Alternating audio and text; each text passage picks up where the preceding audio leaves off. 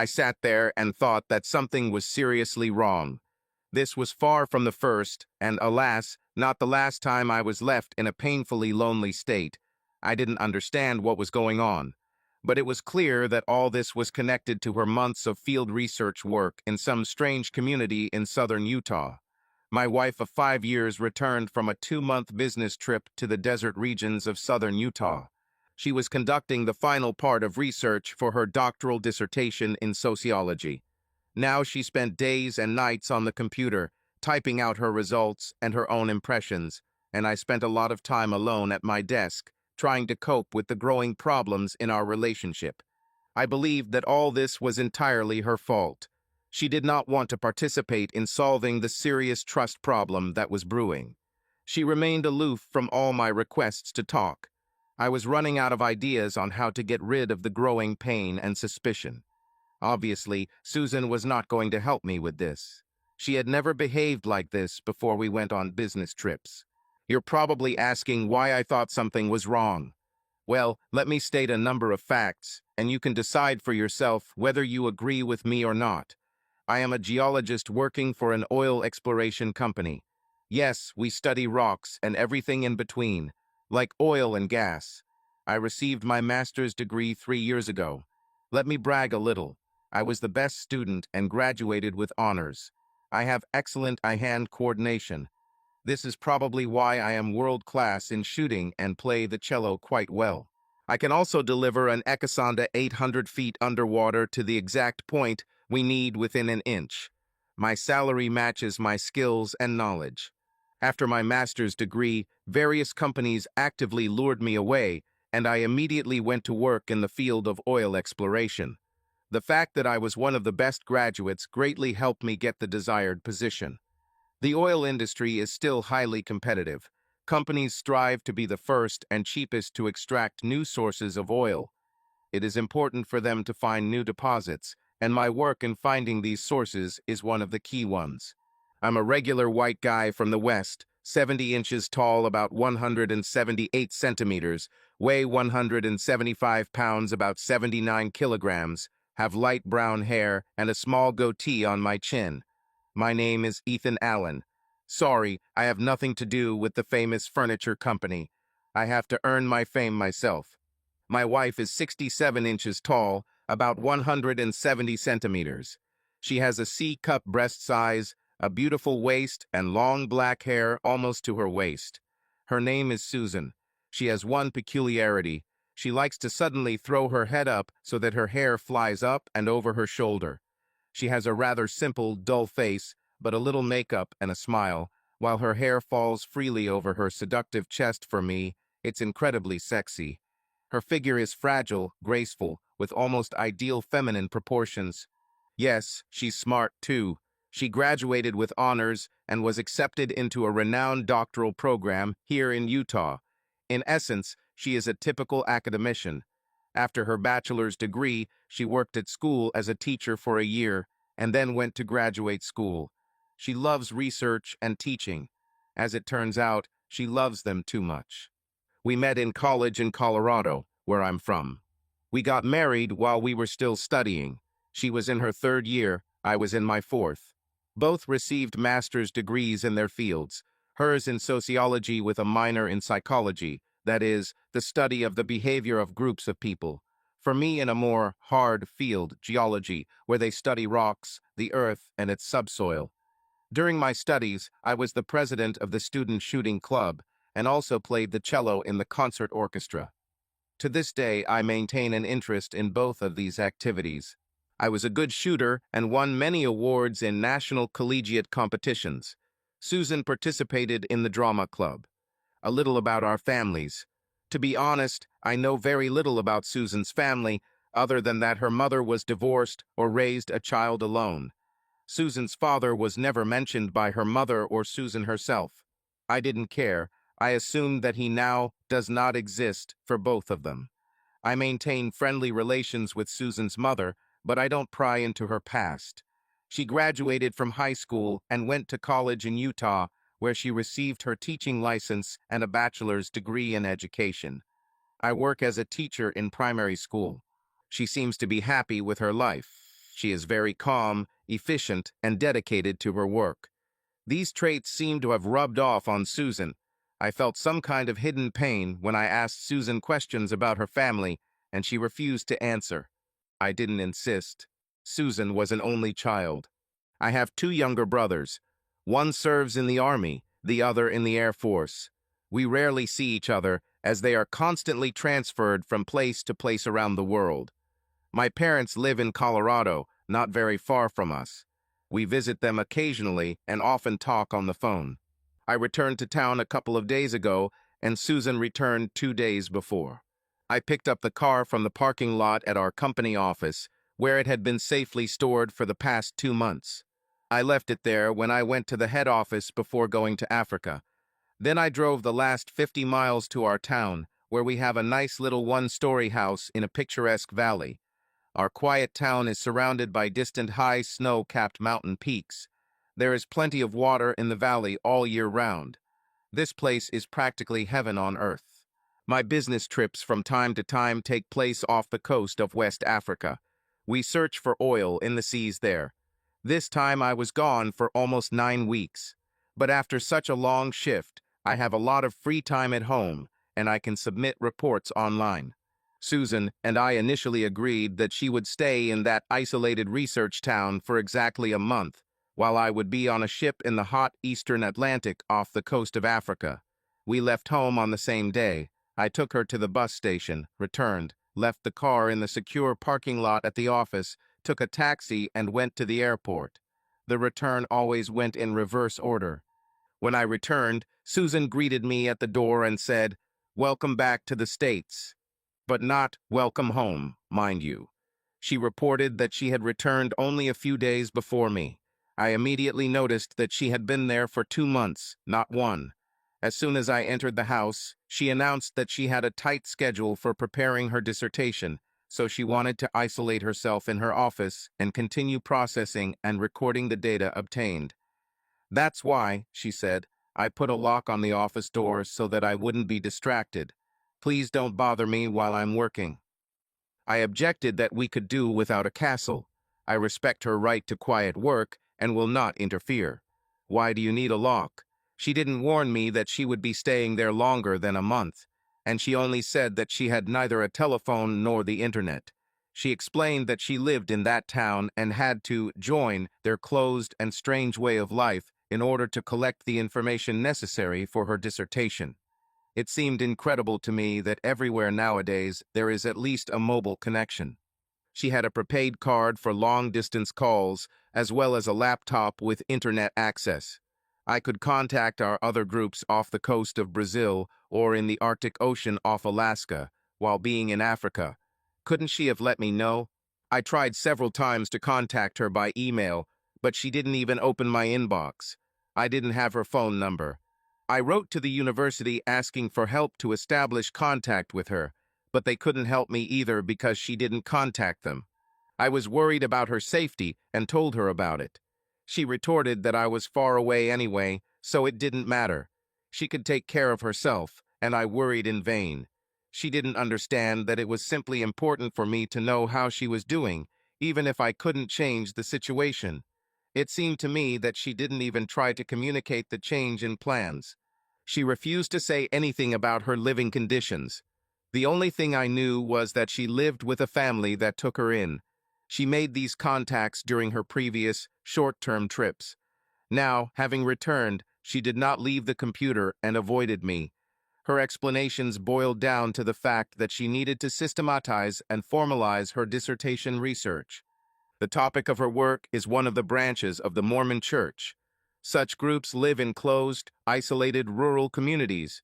Susan said that from a scientific point of view they have been studied little. There are only a set of rumors and accusations, but there is practically no deep research into their way of life. I seem to vaguely remember some kind of scandal in those parts. Something appeared in the news, but I don't remember the details. I only know that they don't like strangers. Susan's research focused on one of these gated communities. According to the plan, she was supposed to stay there for a month, but she stayed for another month. I was surprised how the stranger got the opportunity to stay with them for so long. Maybe they made an exception for her. Did they know that she was collecting material for scientific work? These questions bothered me, and she refused to discuss the details. She really was extremely immersed in her work in order to finish her dissertation as quickly as possible. I admired her work ethic, but I still saw something new in her that scared me. This silence and secrecy literally corroded me. I told her that I was not happy with such secrecy. In response, she said that the uninitiated would not understand how difficult it is to defend a doctorate, implying that I am just that kind of uninitiated. She didn't discuss anything further. All my attempts to find out at least something ran into her wall of silence. She said, "I'll tell you everything when I finish my dissertation." But to me, it sounded empty. Why not now? The most noticeable change that caught my eye in the first minute was her manner of dressing. Previously, like any 26-year-old married woman, she chose something between an outspoken and discreet style. She liked to slightly highlight her breasts, but without going overboard.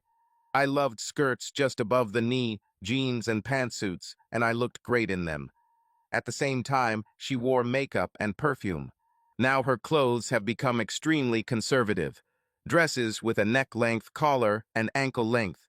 During the first month after her return, she went so far as to actually wear tent dresses, which are usually used by extremely plump women to try to hide their figure. But Susan was slim. Now she was dressed in some shapeless, often gray-blue striped, boring outfits. I didn't understand where she got them from. I really didn't like it. She never gave herself a visible, old-fashioned look. She always emphasized her figure. Now it's the complete opposite. The perfume and lipstick were gone, and there was a distinctly pungent smell of sweat under her arms, no perfume to hide it. Her hair, which she had previously let down, was now twisted into a bun at the back of her head. It looked downright ugly, and I told her so. She didn't seem to care at all what I thought. "Susan, thank you for showing me how these, as you say, weirdos in the outback dress. When will you return to the 21st century? I already appreciated your experiments, but it would be wonderful to see you again as before. These dresses are terrible, your hair is even worse, and you smell of sweat. Why are you making fun of me?" She didn't answer, but simply turned away and left, locking herself in the office again. No promises that he will return to the previous style, no excuses. She continued to wear her new baggy wardrobe. I began to complain more and more often about her new image, almost to the point of being boring. One day she got a little angry and said that she actually felt more comfortable in these more covered clothes, and that they better helped her maintain that mood and atmosphere in which she lived during the research and now writes about it. I objected that I didn't like it and asked her to look like all the normal people who do not belong to that society, as she now calls our familiar world. She didn't want to listen. My own wife looked like something out of a century-old photo, like something I'd once seen, perhaps on a cereal box. I was furious, but she didn't care. At night, it's the same story. She went to bed in a long gray cotton nightgown wrapped up to her neck. She didn't even kiss me. When I tried to repeat our previous hugs, she immediately pushed me away, day and night. If I get excited, she explained, I won't be able to resist and will go too far. It will disturb my emotions and memories, which will distort the purity of my unique research. I tried persistently, but to no avail. In the end, he got tired of the constant refusals and began to simply turn his back to her immediately after he went to bed. Told her she was acting like we weren't married anymore. She didn't care. She continued to sit at the computer almost around the clock, hardly leaving our now shared office. She said that she strives to prevent distortion of memories of life in that town. I called it nonsense, which angered her. True, she communicated with her supervisor, but not with me. I began to get terribly angry because my home was no longer my home. A strange woman lived there, from whom I suffered both financially and emotionally. I had no idea how to change this. After all, she is my wife, and I wanted to get her back. I felt despair and powerlessness. Susan apparently contracted some kind of intestinal infection while in those areas. She felt bad already in the last days before leaving, and upon returning, she continued to suffer from morning sickness. She kept saltine crackers near her bed, which seemed to help a little. I asked her to go to the doctor, but she only promised and then didn't go. After a couple of weeks, she felt better. She looked simply wonderful, from what I could see, because she was now hiding her entire figure. The cheeks turned pink, the lips were so soft during the rare allowed kisses.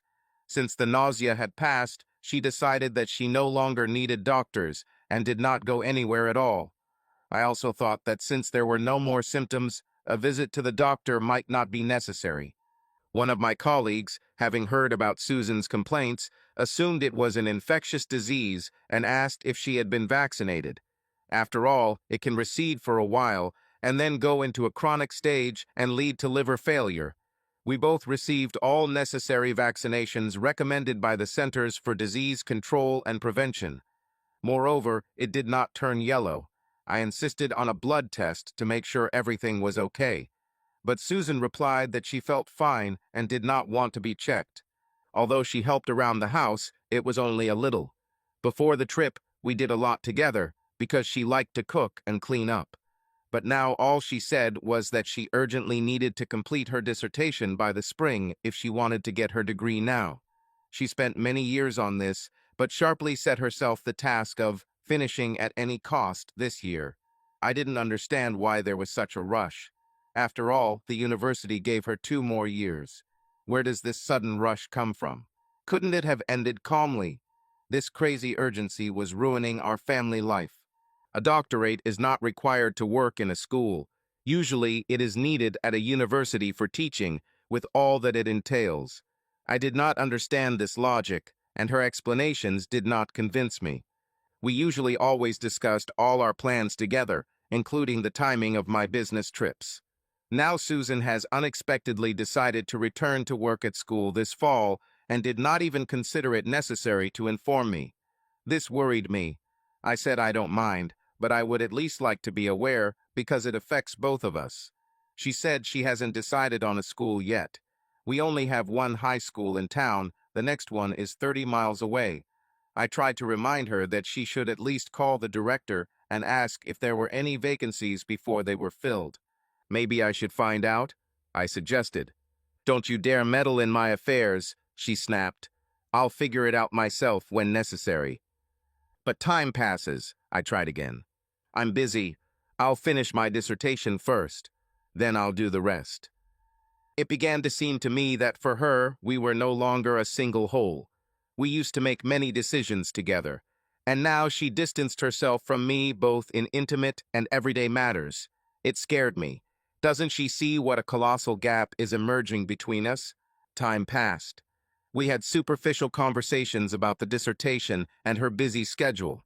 Her stomach no longer hurt, but her marriage seemed to be coming apart at the seams. I was also busy with the work of a geologist, meetings, reports, planning the next business trips.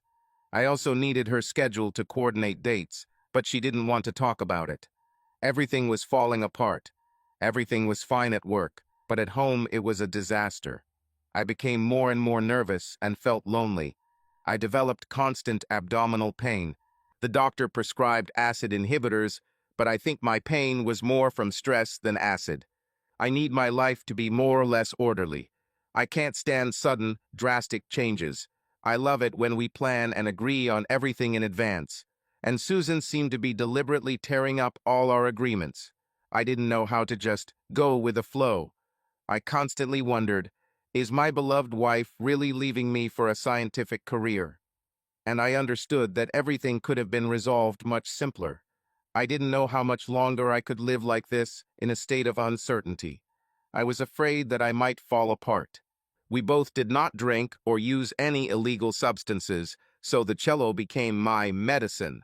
I played and rehearsed for a long time in order to somehow fill the emptiness and lonely evenings.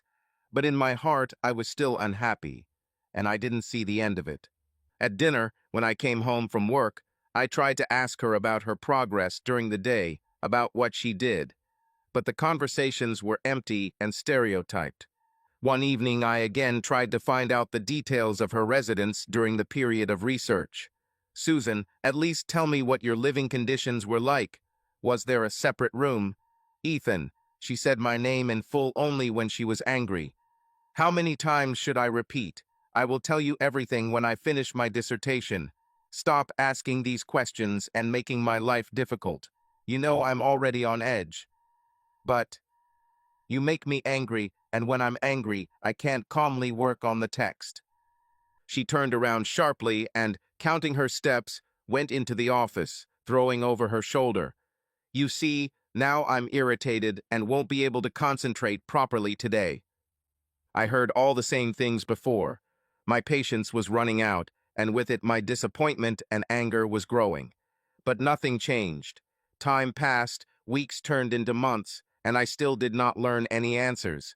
I had a bad feeling that this whole nightmare was threatening us with divorce. Susan continued to keep her distance without hesitation, but I felt worse day by day. Her standard explanation: we had to change the methodology because of new, completely unexpected discoveries, so everything became more complicated. Susan, tell me, what are these discoveries? What are these changes? Why are they keeping me away from you? Maybe you can explain what you had to do to get this most unique data. It's me, your husband. You can trust me. To which she replied that she was afraid that I would react emotionally to some facts, that I might get angry with people from this family and community, and this would affect her unclouded perception and memories. It seemed nonsense to me. I didn't care about them, and already now I despised them. Their lifestyle, which I heard included both incestuous and polygamous elements, disgusted me. I don't understand how my anger could become even stronger. I already hated the very fact of their influence on my wife, who returned as a completely different person. My irritation grew both at her and at her ridiculous secrecy. She stubbornly insisted that I would find out everything after the defense, and I continued to suffer from anxiety. Wouldn't you be worried if you were me? I remarked to her out loud that I would only begin to show emotions if she was personally involved in their polygamy and not just observing it. She didn't answer. She said she used her intelligence and ingenuity to obtain information using a method that could be described as unconventional. Her explanation raised more questions than it answered and certainly increased my stress levels significantly. I said that her refusal to disclose her activities was causing me far more stress, anger, and frustration than if she had been completely honest and told me everything. In any case, this is how I assessed the situation. Everything will be revealed and discussed in full at the appropriate time, which will soon be coming. We have been in a state of confrontation for 5 months already. From the day I returned, she refused to have sex with me. Our sex life didn't just get worse, it died. We haven't had sex since the day we both left. After that tender and satisfying sex where we lay in each other's arms and swore our love and fidelity again, we had great sex 3 to 4 times a week before this fiasco. Our sex was always gentle, affectionate, and mutually satisfying. She suggested how I could satisfy her more, and I always tried to fulfill her wishes. I put forward my requests, and she always met halfway. Neither of us lacked anything sexually within the marriage. We both enjoyed playful advances during romantic encounters. After sex, we hugged. It was not uncommon for us to have a second round before bed. I really miss all of this. I could not understand how depriving me, her trusted life partner and loving husband, of my rightful access to her body could in any way taint her research. If this could have an impact, then I began to wonder what her research even involved. If sex with her husband could contaminate her research, then it is logical to assume that sex should have been part of her research. At the wedding, she and I agreed and promised that monogamy would be sacred to us. We have promised more than once to be faithful. I acted honestly, refusing many temptations both here and abroad. Susan and I even talked about how polygamy was practiced in these groups before she went on her research trip. We joked about her becoming a third or fourth wife for research purposes. I told her how disgusting this practice was to me. She knew I could never live like this. I also remember telling her that listening to wives was one thing, but actually being in their role was completely unacceptable to me. She fully agreed before leaving. I trusted her unconditionally. Since I was confident of her fidelity before she left for southern Utah, I had no reason to fear or suspect her of infidelity or doubt her methods of research. I actually felt safe allowing her to make a solo visit to the community she chose to research. But now our sex life is over. Why doesn't she want to have sex with me anymore? We kissed and reaffirmed our vows of eternal love, but she would not allow any sexual contact and refused to assuage my fears about her infidelity. Apart from a few less than passionate kisses, her body has become a no-go area for me since her return.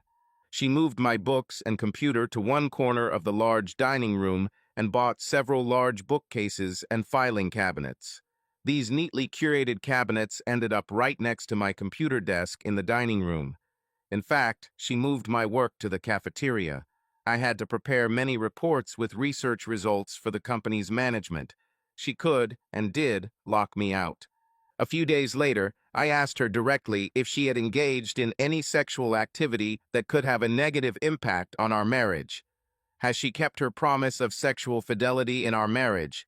She became hostile and defensive, and then, in an angry outburst, stated that she would not discuss anything related to her research until her dissertation was completed and accepted by the university. I was ordered not to ask any more questions. Now I realized that I had a serious problem in my marriage. There was no longer any doubt about it. Do you agree? I did express anger and outrage, which was quite unusual for me, that she was going to be away for 2 months and not at least try to assure me of her fidelity to me and our marriage. Her gestures and facial expression indicated that this was a very sensitive and emotionally charged issue for her. However, she did not want to give up in her desire for secrecy. I told her that I could see how my questions were triggering emotional reactions in her that she said she wanted to avoid. Her secrecy seems to cause her more emotional turmoil than just wanting to share. That is, if she has nothing to hide. My anxiety was almost out of control. My stomach was in turmoil the entire time. I began to look forward to going to work and then regretfully returning to my own home. For me, it was home, but it seemed not mine. She was now occupied by her doctorate. How would you feel? She and I apparently had a happy marriage, or at least we did in the past, and perhaps in the future. I wondered if other couples had similar problems when one partner was working on a dissertation. I hadn't heard of this before, but on the other hand, I knew that her PhD was going to be one hell of a project. Her self-imposed time restrictions only made everything worse. After one depressing and anger-filled meeting, I lost my patience. "Susan," I blurted out angrily, "it seems you have destroyed our rapport, confidentiality, and trust. I think our marriage is close to the past, and all the blame is on you." I continued to reproach her for everything she did towards me. Finally, I just walked out, stomping my feet, and drove around, hoping that the cool night air would subside my anger. While I was driving, I tried to organize my thoughts ahead of my emotions. She told me that she loved me and hoped that I would love her too. I kept assuring her that I still loved her, but I hated the way she treated me. Communication is the key to a relationship, and she stopped talking to me about many things in her life. She did not reassure me about her fidelity in marriage. Why? Was she having an affair? Did she engage in any sexual activities to complete her research? All I knew was that this was all putting a lot of pressure on me and our marriage.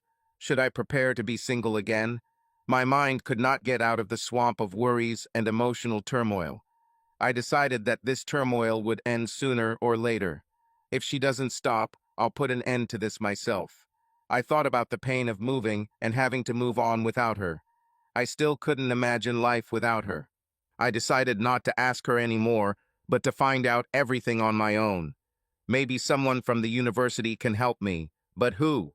I began to think more and more.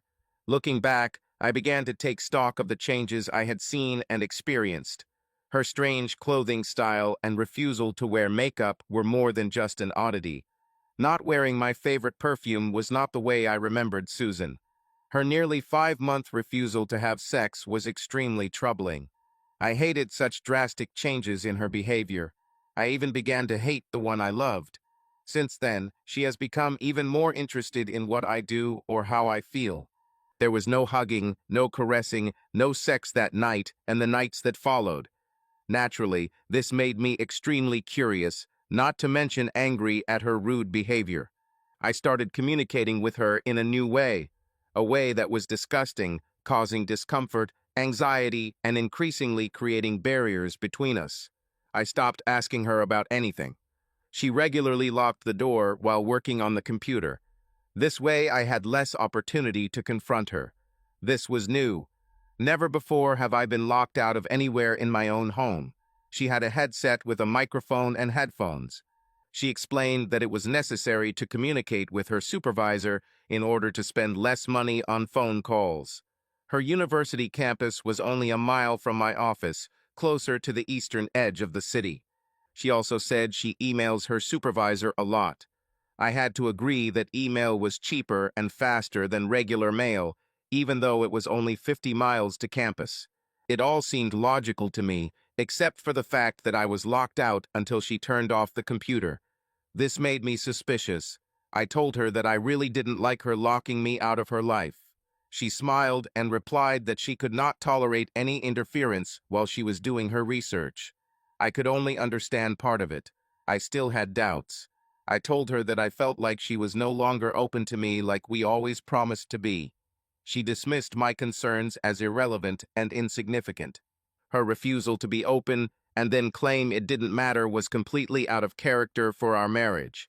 It really hurt me, and I told her about it. Susan continued to downplay the issue despite my vigorous objections.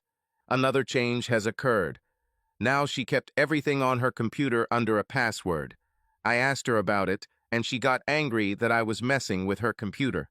"You have your own computer, so you don't have to mess with mine," was her standard explanation. She became very sensitive to this issue. I guess academics are paranoid about their research. I saw nothing that could please me if she had nothing to hide.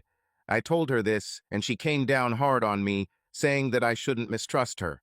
She said I might accidentally delete something important and ruin her research. I asked her if she backed up her files at least every few hours in case her computer crashed. Susan was unable to answer and simply turned away, indicating that the conversation was over.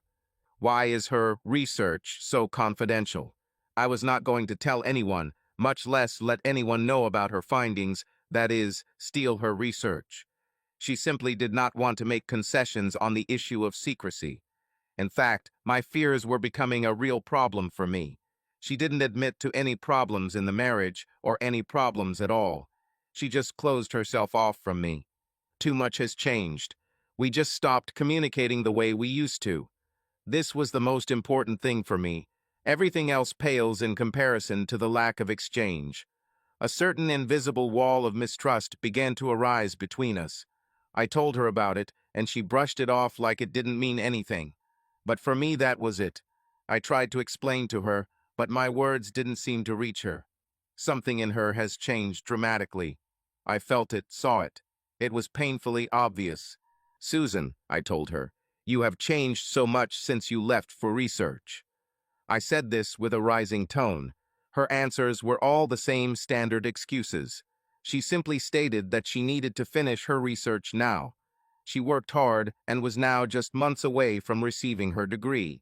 She assured me that everything would be fine very soon. "Susan," I replied, "I need to be your husband now. I need you as a wife now, and not in some uncertain future. When will this future time come? When will we be a couple again? Tell me, Susan." "Honey, just wait," she said, claiming that her dissertation was extremely difficult. She said the research had taken an unexpected turn, whatever that means. This change made her research more difficult, which meant another month and extra time on the computer to reorganize her thesis and prepare for her defense. She could not give a specific time frame for when this strange behavior would return to normal. She only assured me that the dissertation was almost ready. Then she would disappear back into her locked room. Real peace that would satisfy me never came.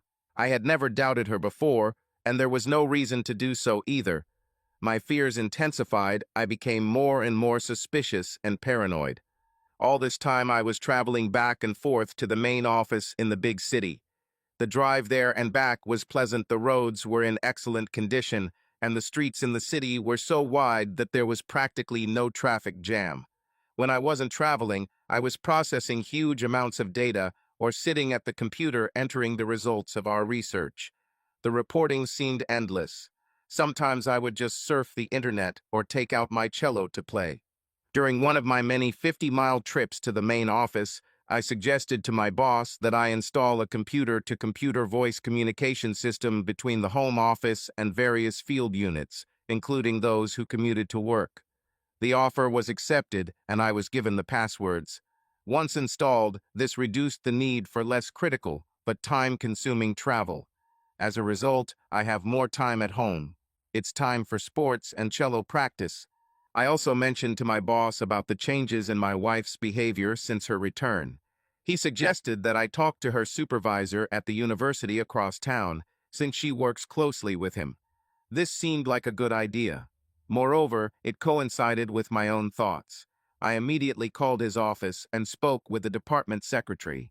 She made an appointment for me a few days later, on Thursday of that week. I asked the secretary to tell him that it was about my wife's doctoral research and to politely not mention that I was going to see him for a consultation. She assured me that all his meetings were confidential. That evening, I went home feeling somewhat better.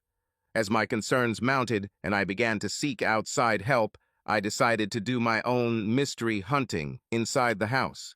The first thing I did was check our bank accounts, savings accounts, and credit cards for unusual spending. I had access to this data through my computer while my wife used hers. The only unusual thing was that during the 8 weeks she was in southern Utah for the study, there were no expenses. Maybe, I thought, she had a university account from which funds were debited the grant budget. The professor could clarify this issue when we meet. Of course, she had credit card charges associated with the round-trip bus ride. There were no further credit card charges or cash withdrawals from our joint accounts before she left. The second thing I planned was to violate her privacy on her computer. I didn't know how to do this. A quick phone call to our tech guy in the home office solved the issue. He said that it would be much easier and faster if he installed the necessary programs himself and did the search for me. He was confident that he could do in 2 minutes what would have taken me 2 weeks to do. We both laughed, and he said it wouldn't take more than a couple of minutes. I realized that he was right and agreed to pay for the consultation. The next day, when I went to my home office, I had lunch with a geek friend of mine. I wanted to get to know him better. During lunch, he explained that he worked for the FBI in the identity theft unit. As a result, he had many contacts within the FBI, as well as a wealth of knowledge about identity issues. He liked being an electronic Sherlock Holmes. Now his work was completely different. Among other things, he was responsible for corporate security, employee screening, monitoring, and security of the research results that our teams of geologists, over which I managed, sent to the home office. Next, we needed to find a time when my wife would be away from our house for several hours. It really annoyed me that I had to pry into her personal space to find information that Susan should be willing to share with me. Her absence came quite quickly. Susan soon informed me that she would be meeting with the dissertation committee the following week. She's almost finished her dissertation. She will be out all of Tuesday. And this Tuesday was after I was supposed to have a meeting with her supervisor last Thursday. That is, the day after tomorrow. I called my girlfriend, and he promised to come that Tuesday morning. Nothing has changed. No sex. No real kisses. There are no signs that she is starting to avoid me or dislike me, except that this has become the norm. From her, I received only emptiness instead of communication and mutual understanding. What had become common now was that she did not even show me the outline of her sexy body. She always wore a huge opaque robe, a floor-length dress, or a floor-length nightgown. She didn't even wear those jeans that she liked so much. Well, I thought, I'll wait patiently for a while longer until I gather more information. I will meet her soon and make her tell me everything, otherwise I will scam her.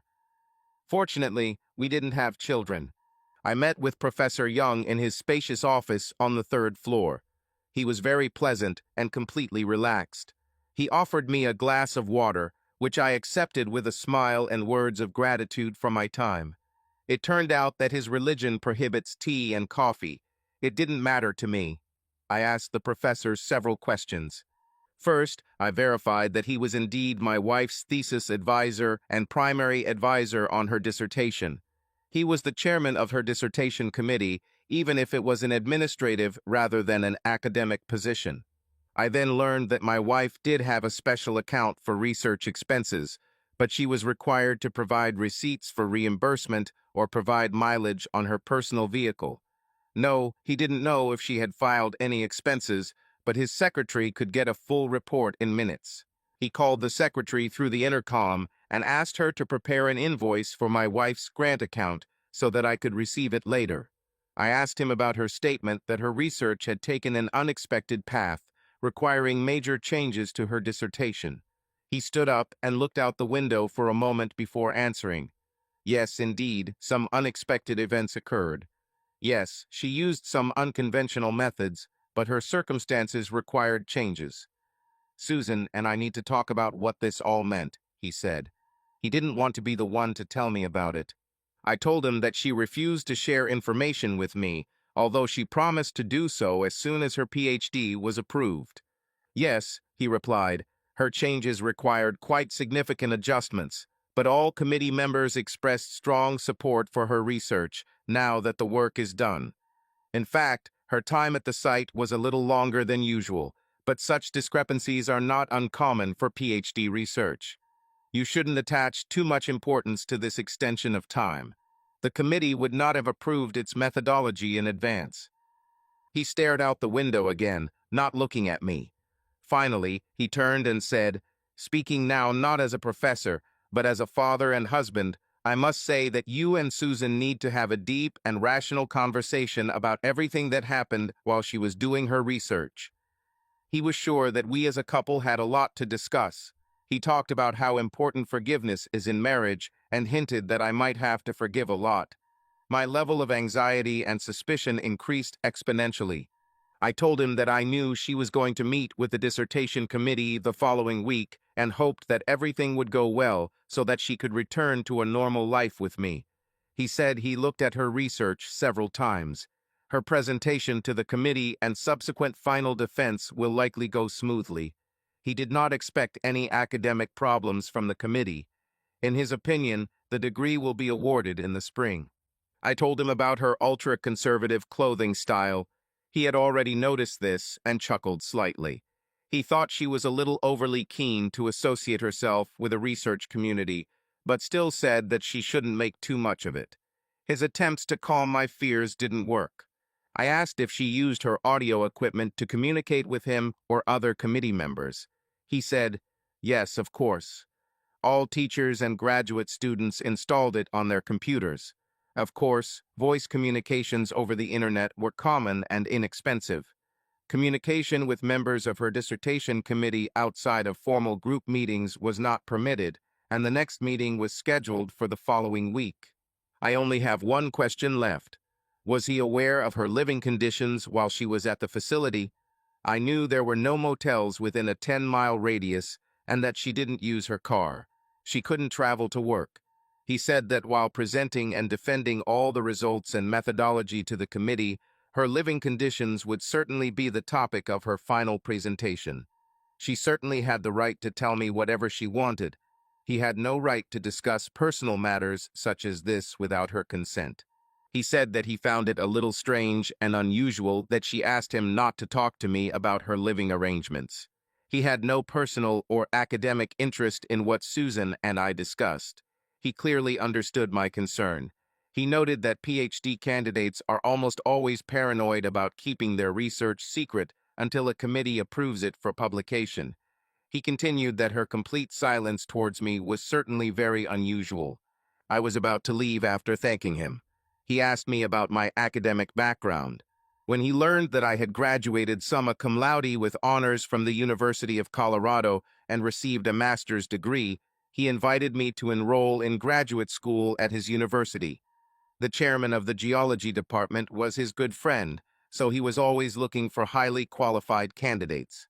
I felt a hint of recruitment and thanked him, but I thought that if one PhD thesis could have such a devastating effect on our marriage, then another one would undoubtedly destroy it. He smiled and said, "Not every candidate takes their research as personally or as hard as Susan." We said goodbye, shook hands, and parted ways in a friendly atmosphere. When I left, the secretary presented me with a folder with financial statements on my wife's grant account for the past year. She said that this information was confidential and should only be shared with my wife. The secretary was sure that Susan had already saved all this information on her computer since she submitted reports electronically. On the way home, a whirlpool of thoughts was going on in my head. My suspicions increased many times over. Professor Young did nothing to ease my anxiety. On the contrary, my paranoia seemed to be justified after our conversation. However, there has yet to be clear evidence of infidelity. The likelihood of this seemed increasingly higher and strongly suggested the possibility of betrayal. The fact that she did not share with me what seemed like harmless information forced me to second-guess and suspect. There was no evidence for infidelity. When I got home, I put the folder in my desk drawer until I was in the mood. I needed strenuous exercise, a hamburger, and my cello. I didn't mention my meeting with her professor. This was the first time I myself withheld some important information from her. I felt sorry for participating in this betrayal by sharing information. I hated doing this, but I couldn't find a way to tell her without giving away my intentions prematurely. We talked about nonsense. I was really starting to worry about how our marriage was going. She asked me to understand the enormous pressure she was under. I told her that she created this pressure herself. She didn't agree. I told her that her way of dressing in long dresses, her refusal to show me her body, and her reluctance to have sex made me think that she had somehow betrayed me. These actions have nothing to do with her academic ambitions. This was becoming a serious problem for me and was wearing on my nerves. "Susan, this has to change or our marriage will end. He is already in a serious crisis," I said. She just pursed her lips and gave that feignedly imperturbable smile that I knew was forced. My heart sank. She said that if the committee approved her thesis next week, she would tell me everything. She expressed regret for the anxiety I was experiencing.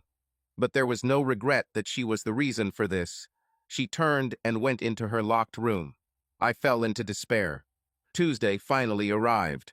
She got up early and, to my amazement, dressed in her usual long, boring dress and tied her hair into her usual strict bun behind her head. Even for such an important event as the presentation and defense of her dissertation, she chose the same uninteresting clothes.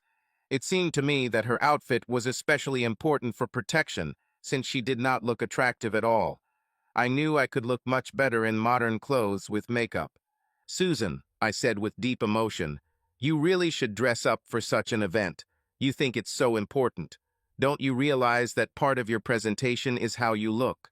People will judge not only by your research, but also by your overall appearance.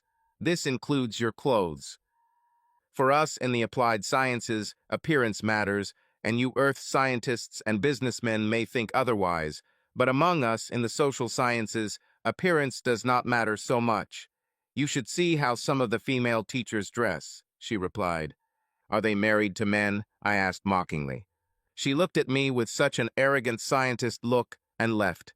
I was able to wish her luck. Later I called my geek friend, who confirmed that she had already left. He was ready and, as he himself said, armed to the teeth. He arrived with several small bags and containers containing AC adapters and other electronic devices, as well as several disks. We sat down at my wife's computer. I gave him all the information he needed: name, social security number, mother's maiden name, date of birth, etc. He already had access to her email in less than 2 minutes.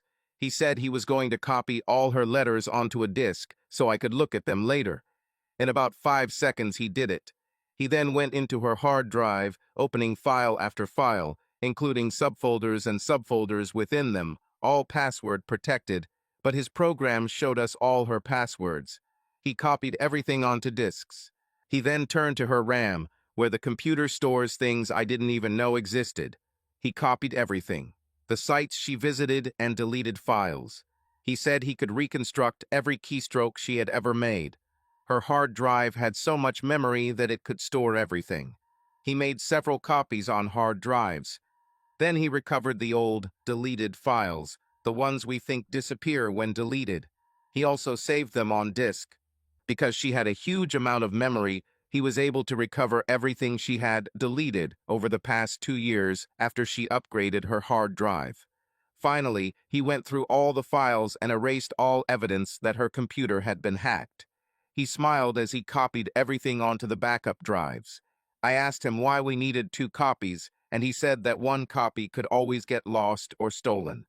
If I had another complete copy of everything on her computer in a safe place, the information would be safe even if someone found my collection in their home. He suggested using a safe deposit box.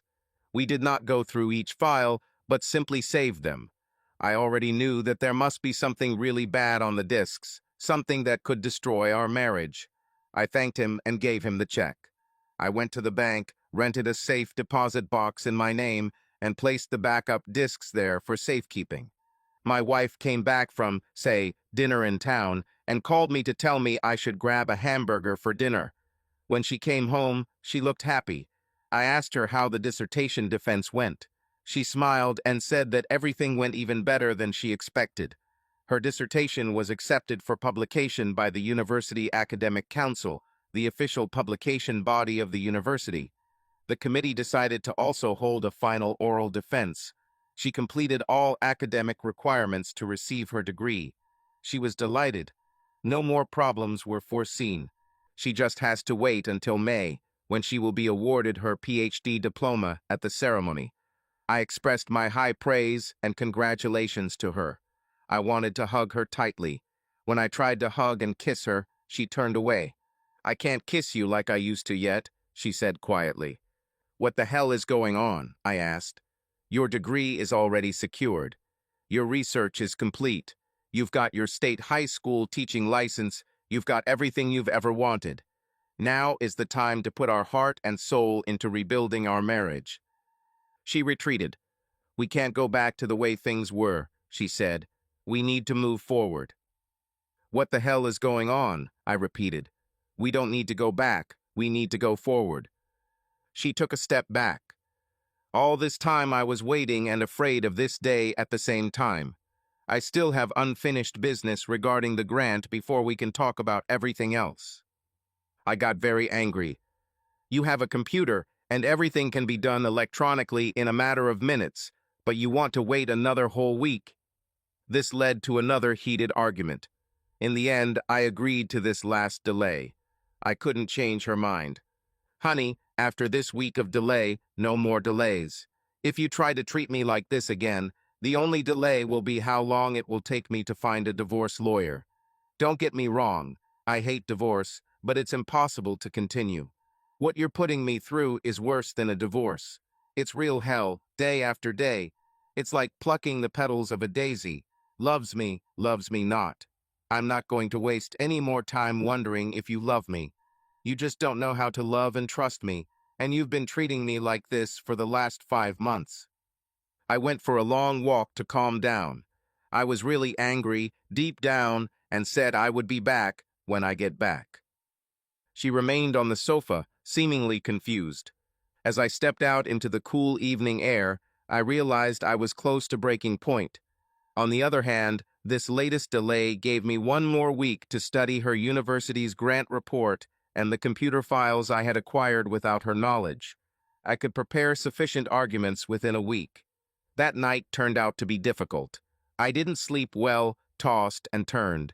Susan also seemed to be having trouble sleeping. I woke her up several times by rolling over, but she immediately fell asleep again. I tried to calm down and finally fell asleep in this poisonous dream. When I woke up early the next morning, I found my hand resting lightly on her stomach. She was sleeping on her back, breathing calmly. When I moved my hand, she didn't wake up. My hand slid down her stomach, as it had often happened before. I slowly moved my hand down, trying not to wake her. But something was completely wrong.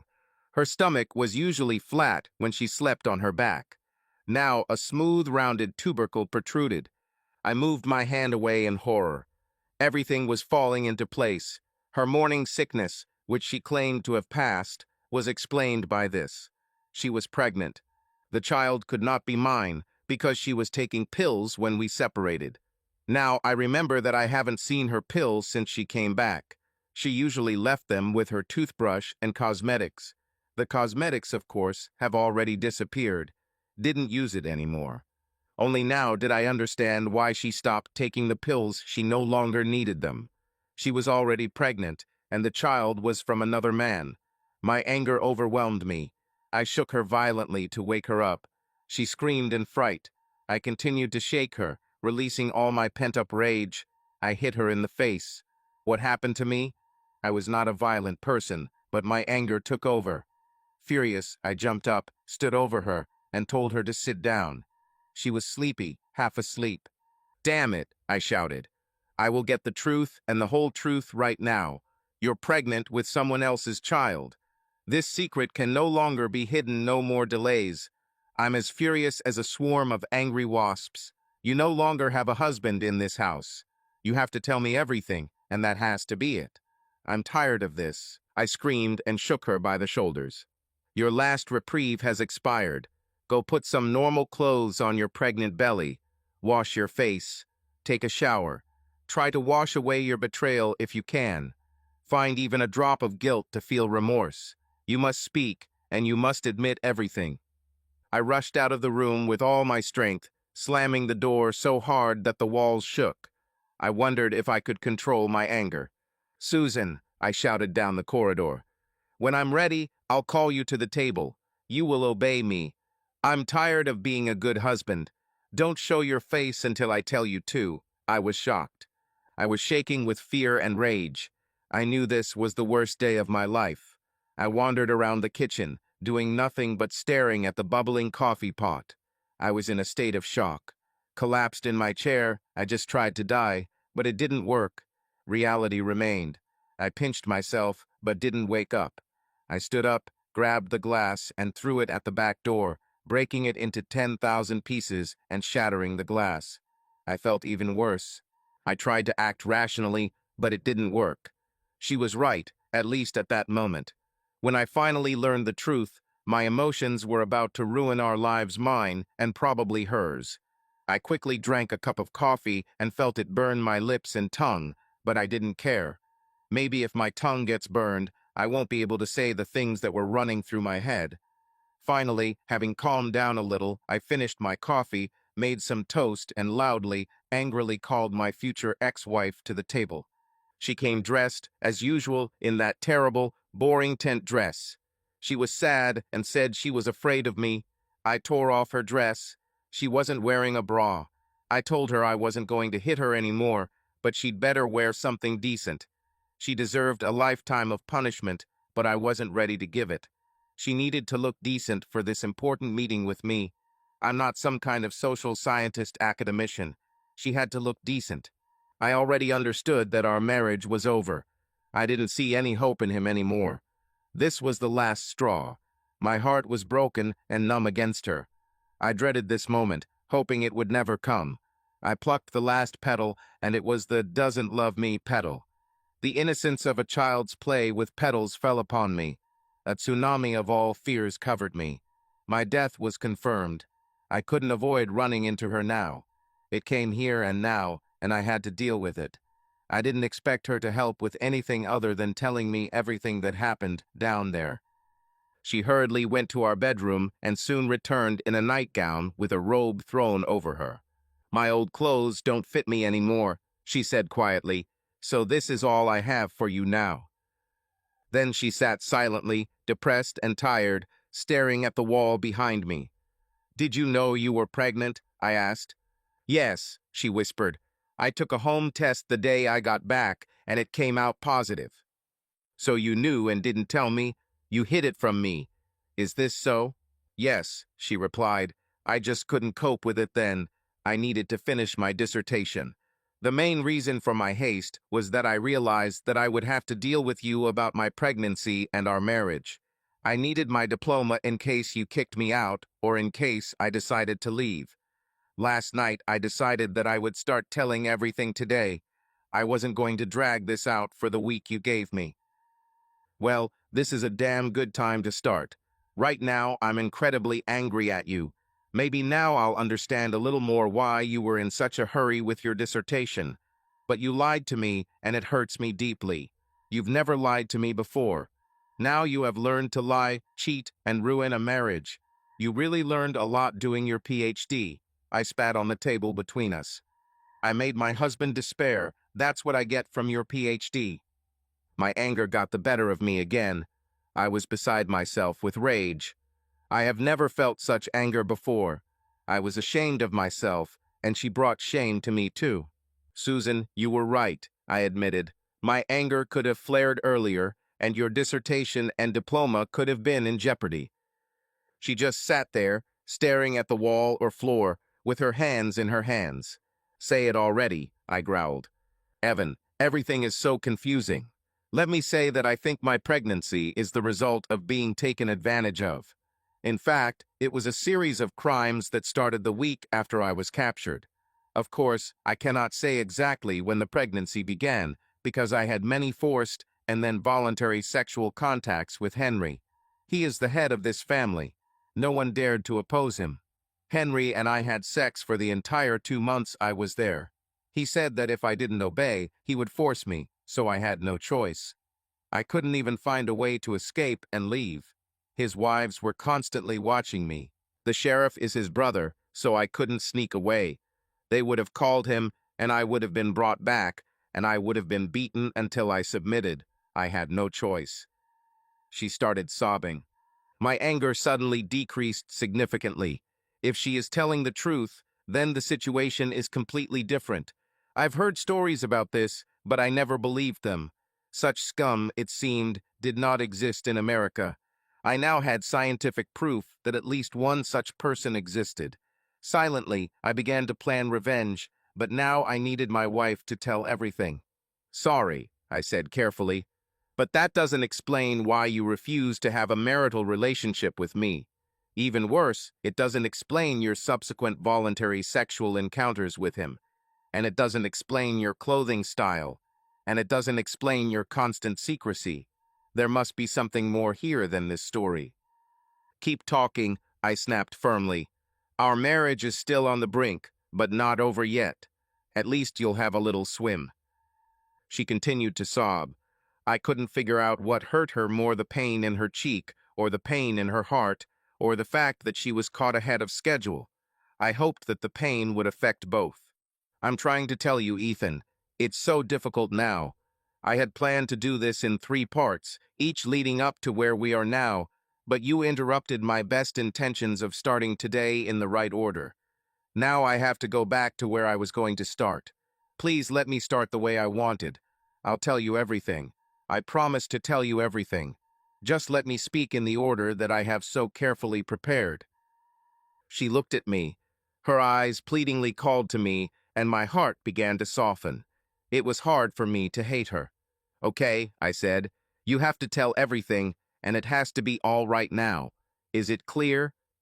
Yes, that's all for today, she promised. Susan, before you go on, I must say that I have been looking into your affairs. I spoke with your supervisor. I have copies of everything on your computer. I can check everything you say. This is your only chance to be honest with me. I'll start recording this conversation so I don't mix anything up later.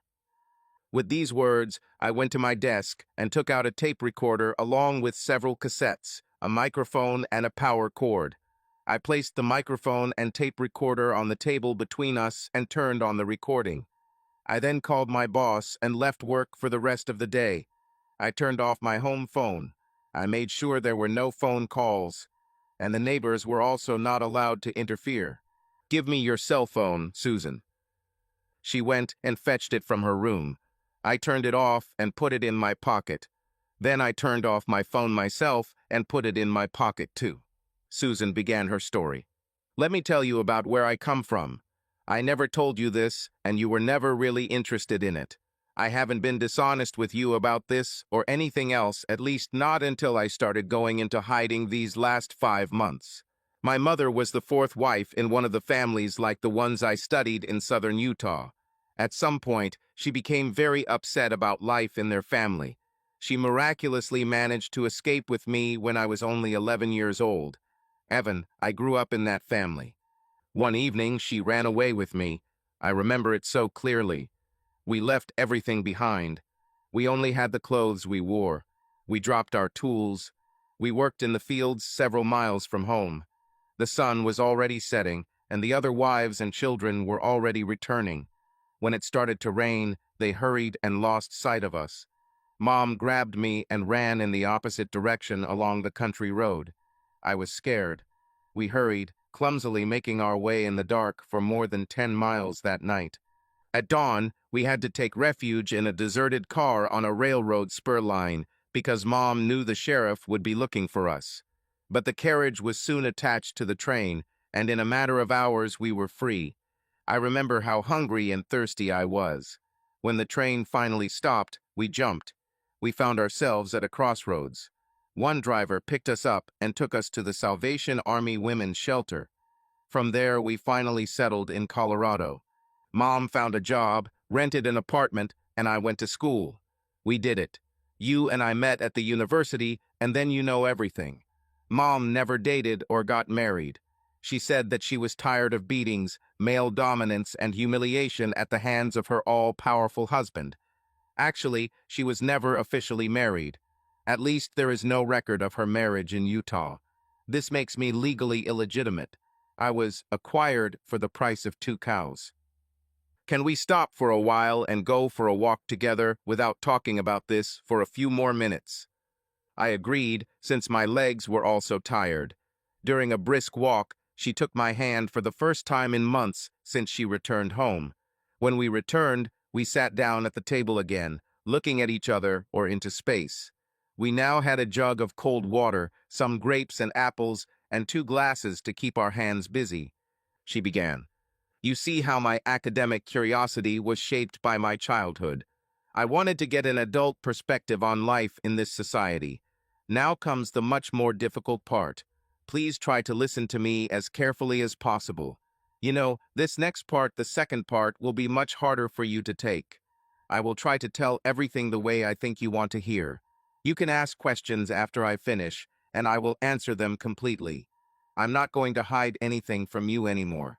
I have carefully rehearsed this story many times, and now I hope to present everything in the correct order and with precise details. When I went to this city, the nearest public transport stop was only 10 miles away. Since I had been there before, I contacted a friend who agreed to give me a ride the last 10 miles to the city. I buried a decent amount of money near the bus stop, fearing that, like my mother, I might need it. I only took $1,000 in cash with me. I had a laptop and had configured it to access the internet in advance. At home, I couldn't use the internet because it wasn't there. The family with whom I was temporarily staying tentatively agreed that I would stay longer. You should know that the family I stayed with was from my childhood. They expected me to return someday.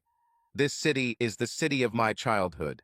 I had already been there during preliminary reconnaissance, so I was not a complete stranger to the locals. I knew the city and the countryside. Many people remembered me as a child, even though I had been gone for 15 years. Even then, my return was viewed with suspicion and mistrust, like any arrival of a stranger. Gaining trust was vital. As you know, these people are by nature extremely distrustful of strangers. I couldn't tell them that I was here for a research project, otherwise they would immediately kick me out, and quite rudely. Although I was one of the people, they treated me with great suspicion.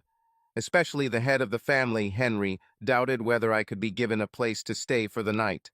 His 3 wives showed little hospitality at first. The 9 kids got along with me from the start. On the first day, the head of the family met me by the road. His name was Henry. He was a tall man, almost 50. He was probably no less than 6 feet 5 inches tall and weighed about 260 pounds of pure muscle. He, like most other men, worked in the fields. As a result, he was very strong and stern. In fact, he was quite attractive. He had a bushy beard. His arms were massive and scarred from hard work. His skin was deeply burnt from the scorching sun. His arms were covered with hair. I could see the hair on his chest over his collarless work shirt. He was obviously very strong physically. In demeanor and self-control, he was a man who was in complete control of his life and his family. He was someone who could not be intimidated. I doubt the cougar could hold his own against him in hand-to-hand combat. Although he was not aggressive towards me at that moment, it was clear that he was in complete command of the situation. He was used to complete submission. No one except the head of the house had the right to greet strangers. We talked for quite some time on the side of the road before my friends in the car were signaled to return to the outside world. I told Henry that I intended to live among them for a month, so that each of us could decide whether my return would be permanent. I said permanent in order to somehow remain and please him. In fact, I had no intention of staying longer than necessary to complete my research. Henry explained in very specific terms that there were rules that had to be strictly followed, even if I stayed one night. No objections or suggestions for changes were allowed. I was especially not allowed to say anything positive about the children or wives to the outside world. This was the cardinal sin in their community. He looked at my hands and my wedding ring and said that I should take off my rings as a sign that he accepted me into his home. Reluctantly, I took off the ring. I told him I wanted to keep it but wouldn't wear it, but he made me give it away. He promised to return it when I left. Either I agreed, or I had to walk 10 miles back that night. He then asked what was in my backpack. I said that my clothes, personal belongings, and my computer were there. He didn't let me have a computer. He took it, unceremoniously hit it with a hoe, and threw it into a garbage pit behind the house. He took my wallet and found $1,000 in it, saying that women were not allowed to have money in this city, and certainly not in his house. Nothing was supposed to contaminate his house. I was glad I hid the cash in the flower bed near the bus station. It was now painfully obvious that I would be more a prisoner than a free one.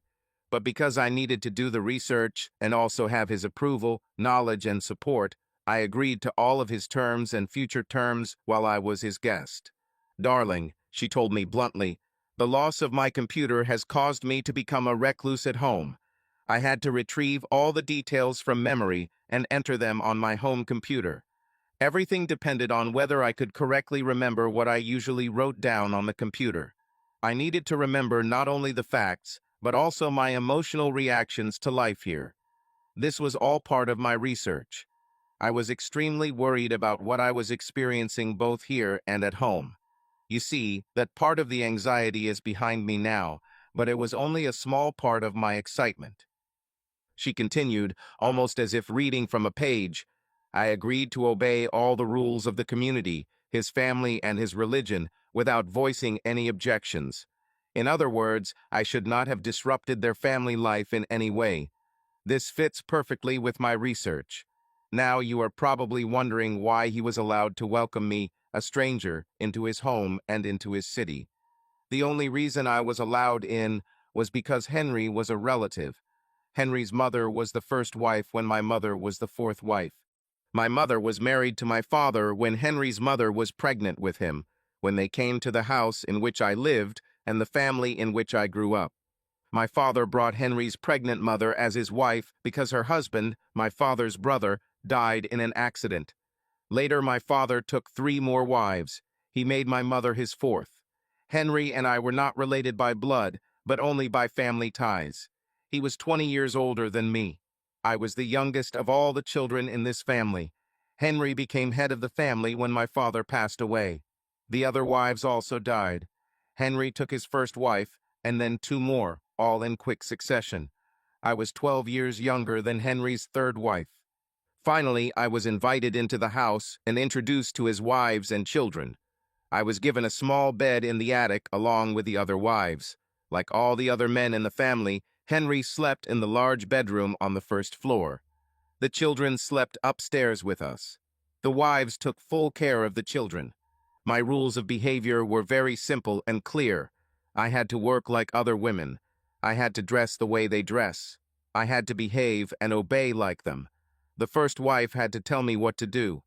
She had to provide me with the necessary things: clothes, shoes, and tools for work. I had to show her respect until told otherwise. I agreed. I took my small suitcase and went up to the second floor. The first wife examined him. The first thing she saw was the pills. She asked me what illness I needed daily pills for. Of course, I told her what these pills were and what they were needed for. She took them and threw them out the window. "You should be like us," she said. "No drugs without Henry's approval. I know they are not allowed under any circumstances." I couldn't object, but I realized that I wouldn't need these pills now. They gave me a dress. Bras were prohibited. All underwear was supposed to be pure white and made of pure cotton, so my personal underwear was taken and burned during the ceremony. There was something in their religion about wearing a certain type of underwear so that the outside world could not contaminate their sacred home. The first wife searched my suitcase for other prohibited items. I lost my lipstick, deodorant, perfume, and handkerchiefs. I could live by their rules or leave the house that night. Since you and I were not together, I thought that losing the pills would not be a terrible loss for me, since I fully intended to remain faithful to you. I could start taking them when I got home. We had a simple but nutritious dinner, and I helped clean up after the meal. I slept peacefully that night, hoping that my acceptance into this family would give me the opportunity to do my research. If I were successful, I would be the first to conduct this kind of observation from the inside, perhaps without the interference of male dominance, observing the inner life of a family and their city. In the second week, Henry called a family meeting in which only he and his wives could participate. I was not allowed to attend. He stated that I fit in perfectly and that he would accept me as his fourth wife. Neither my wives nor I had a say in the matter. He simply announced that God had given him a fourth wife. The first wife came upstairs and told me the news. I was terribly shocked. This couldn't be true. It was impossible. I was already married. It didn't matter to them. Henry said that God had given him a revelation for another wife, and since I was living under his roof, it was obvious that I should be his fourth wife.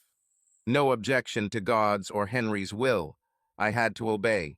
Naturally, I immediately went downstairs and began to loudly object, protesting the illegality and immorality of the fact that he just took me without my consent. He became very aggressive. I saw the other wives retreat in fear. He grabbed my hand painfully and dragged me to his bedroom. I looked for help from other wives, but there was none. He waved them away. They simply turned and went to their upstairs bedrooms. They could not object, since it was their religion and way of life, much less resist Henry and his physical measures. I begged him. He was adamant and much stronger than me. There was no point in resisting. The second time he said that he would untie and remove the gag if I promised that I would not scream or disturb the children. If I scream, he will beat me. He pointed to his cane, which stood in the corner of the room. He said that his other wives had been instructed to keep a close watch on me, and if I showed the slightest sign of disobedience, he would deal harshly with me. If they themselves do not inform him of anything, they will be severely punished. He did not tolerate any disobedience. He pointed to the whips, sticks, ropes, and whips he kept in his room. "Dear," she said quietly, turning to me, he was deadly serious about my fate. He released me and sent me back to my bed upstairs, under the watchful eye of the other wives. I spent the rest of the night in tears, crying alone. Nobody came to console me. The next morning at breakfast, he announced to the children that I was his fourth wife, and that I should be treated with respect like his other wives. He said that now the children will have a fourth mother, and I will have a happy family. All his children were now to be considered my responsibilities as the children of my family. I became just another wife of his fourth wife. The other three wives had children with him, and I was so afraid of getting pregnant that first night that I began to think about alternatives, but I had no choice. From that moment on, I became a prisoner. He took me to his bedroom about every third or fourth night. Every night he spent time with one of his wives. Every night he would threaten me and then have dominant sex. He told me to learn to be his submissive, and I had to learn to enjoy myself the way his other wives enjoyed it. Thus, a routine was established. Gradually, I began to accept my role as a submissive sexual partner. I began to forget about our tender, affectionate, intimate life. The dominant submission roles turned out to be even pleasant, and I began to look forward to our meetings. These were things that we had never thought about or practiced, and they brought satisfaction. He was right. He was always cruel. Sex has never been quiet and smooth like with you. My submissive side seemed to blossom and develop. After a few weeks, he said that he could see that I was beginning to enjoy life under his management. I had to agree, and I stopped feeling like a prisoner. All the while, I was making mental notes about what I was learning from him, the children, and the other wives. I was assigned household duties, while the other wives had to work in the fields with him. My research gradually became more and more elusive. A month later, our whole family went to visit other families in the city. I was finally released from his house. He knew everyone there. He introduced me as his fourth wife. I was instructed to walk exactly one step behind him and bow to the rest of the families. No one could walk with him or in front of him. Even the children knew they had to stay well behind. He was a real dominant. He worked hard, provided the basic necessities of life, and required us to work hard too. Life was prosperous, although not free or equal. He learned that I had a teaching degree and loudly praised God.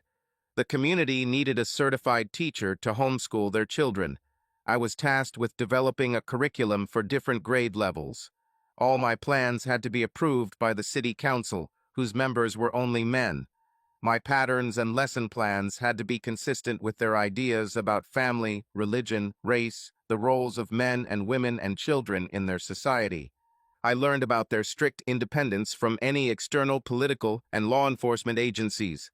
I learned about their economic system within the community.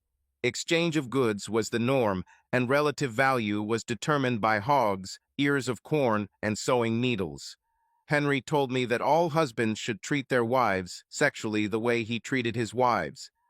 My experience in the assigned role was ideal for my research. I accumulated so much information that I was amazed.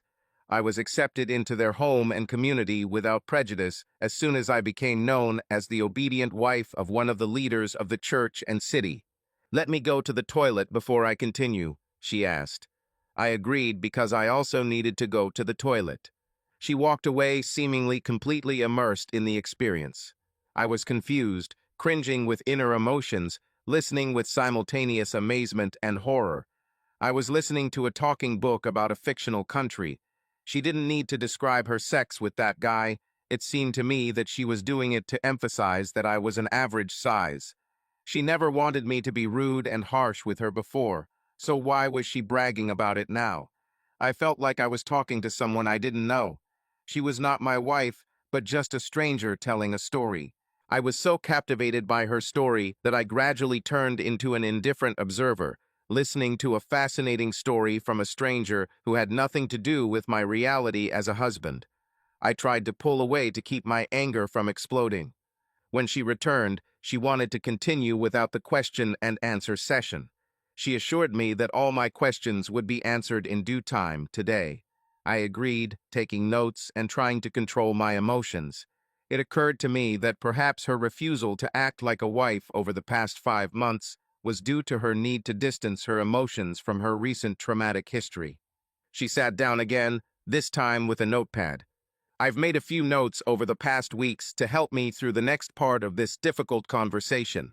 First of all, I want you to know that I have always loved you and always will. The way I love you has changed, as you well know. Be confident in my love. I want to tell you now why and how I left his family." I began to suspect that something was wrong with me. If I was going to escape, then this night was a golden opportunity. I had enough information to complete my research. In addition, I was deeply moved by the emotionally horrifying norms of this community. I took the only thing I had left since I came in my credit card, which I carefully hid under the insole of my street shoes, neatly stored under the bed. I haven't worn them since the day I walked in. I was given work boots. I waited until the other wives seemed to be asleep, gathered my coats, put on my outdoor shoes, and quietly crept out the door. I quietly closed the door on my old life and my research family. I left a note for Henry that I needed to leave to publish my research. This was the first time he knew about it. I thanked him for accepting me into his family. I thought that his favor might still be useful to me, especially if I was caught while escaping. The beautiful moon had already risen in the sky, so there was enough light for me to walk the same road I once walked with my mother about 15 years ago. I was in a hurry because I needed to leave the area before dawn, when my absence would be discovered. I walked for almost 8 miles until I felt like I was about to collapse from exhaustion. The sky had already begun to lighten, and a passing car gave me the opportunity to catch a ride to the small town where there was a bus station. The driver did not belong to a sect, so I would not have been reported. I walked around the back of the bus station building. Digging in the flower bed, I surprisingly discovered a plastic sandwich bag containing money that I had been hiding for months. You know what happened next. Ethan, let me remind you that there was no electricity in the house where I lived. No telephone, no radio or TV, and no electronic games for children. Everything was set up in the countryside, and the culture seemed to be from the early 18th century. I immediately went home and started recording my experiences on the computer. At first, my notes were jumbled. I just wrote everything that came to mind, like flashes of thoughts and memories. Later, I was able to date them and organize them into my dissertation. Thank goodness for word processors, otherwise I'd still be working on this project next year. I thought that for this, I needed complete dedication and isolation from emotionally intense experiences like sex with you. And now, my dear husband, comes the even more difficult part.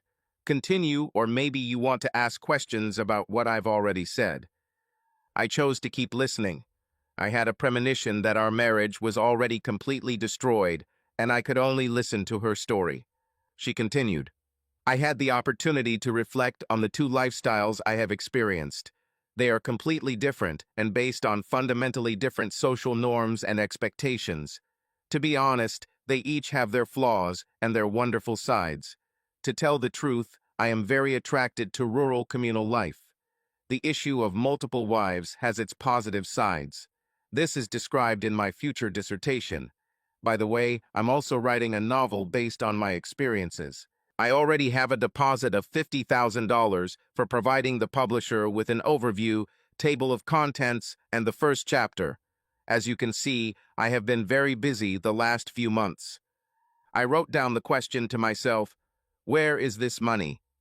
Ethan, she continued, the wives got along well with each other.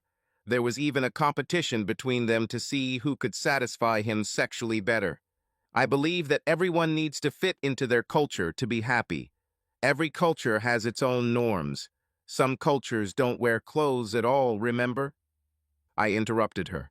Are you saying that violence against your wife no longer repulses you? It's not just painful, it's meanness. She continued as if nothing had happened, as if I had not asked the question, because apparently she did not want to deviate from her script. Let me move on to the issue of the absence of a marital relationship between us. I know that this is a serious problem for you. I'm really sorry. I wanted to tell you why this happened, but I was still sure that you would explode with anger. If this had happened, I too would have exploded, and the ensuing conflict of temperaments would have derailed my research for several weeks. Apparently, Henry hasn't enjoyed sex with me since I left. I wanted to remember the many sexual encounters with him, so having sex with you would have made me more likely to forget the details of our intimacy that I really enjoyed. In order to keep everything in my memory as it was, I was forced to refuse sex with you. When you first came back, pregnancy made me feel nauseous and less interested in sex. Over time, I began to realize that I was actually married to two completely different cultures, represented by two completely different men who loved me in different ways. I could no longer tolerate this state of affairs. In the external society in which you live, I am married to you. I really enjoyed those moments, and I don't regret it. You are the ideal husband for this culture. And in the city where I lived as the fourth wife, sex was more rough, and I played the role of the submissive while he was dominant. Over time, I began to enjoy it immensely. I knew you could never treat me like that. You are too soft a person for this. Believe me, the lack of sex during these months was not easy for me. I craved it. But I longed for what you couldn't give me. I needed to do something about this dilemma.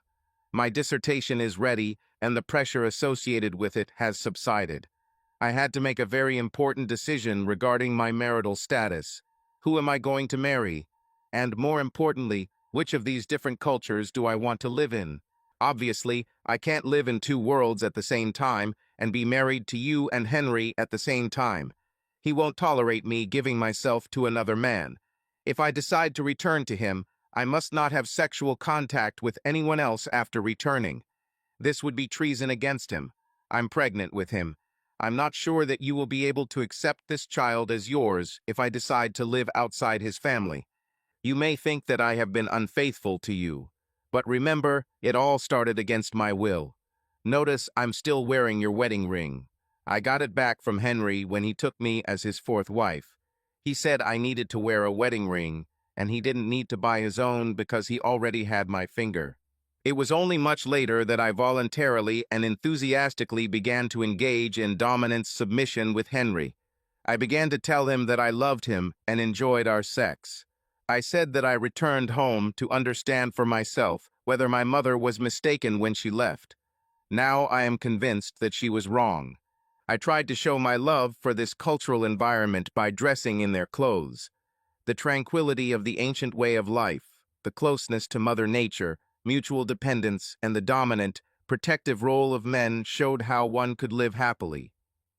I was disappointed that other wives did not have the opportunity to experience the outside world and choose their culture the way I could.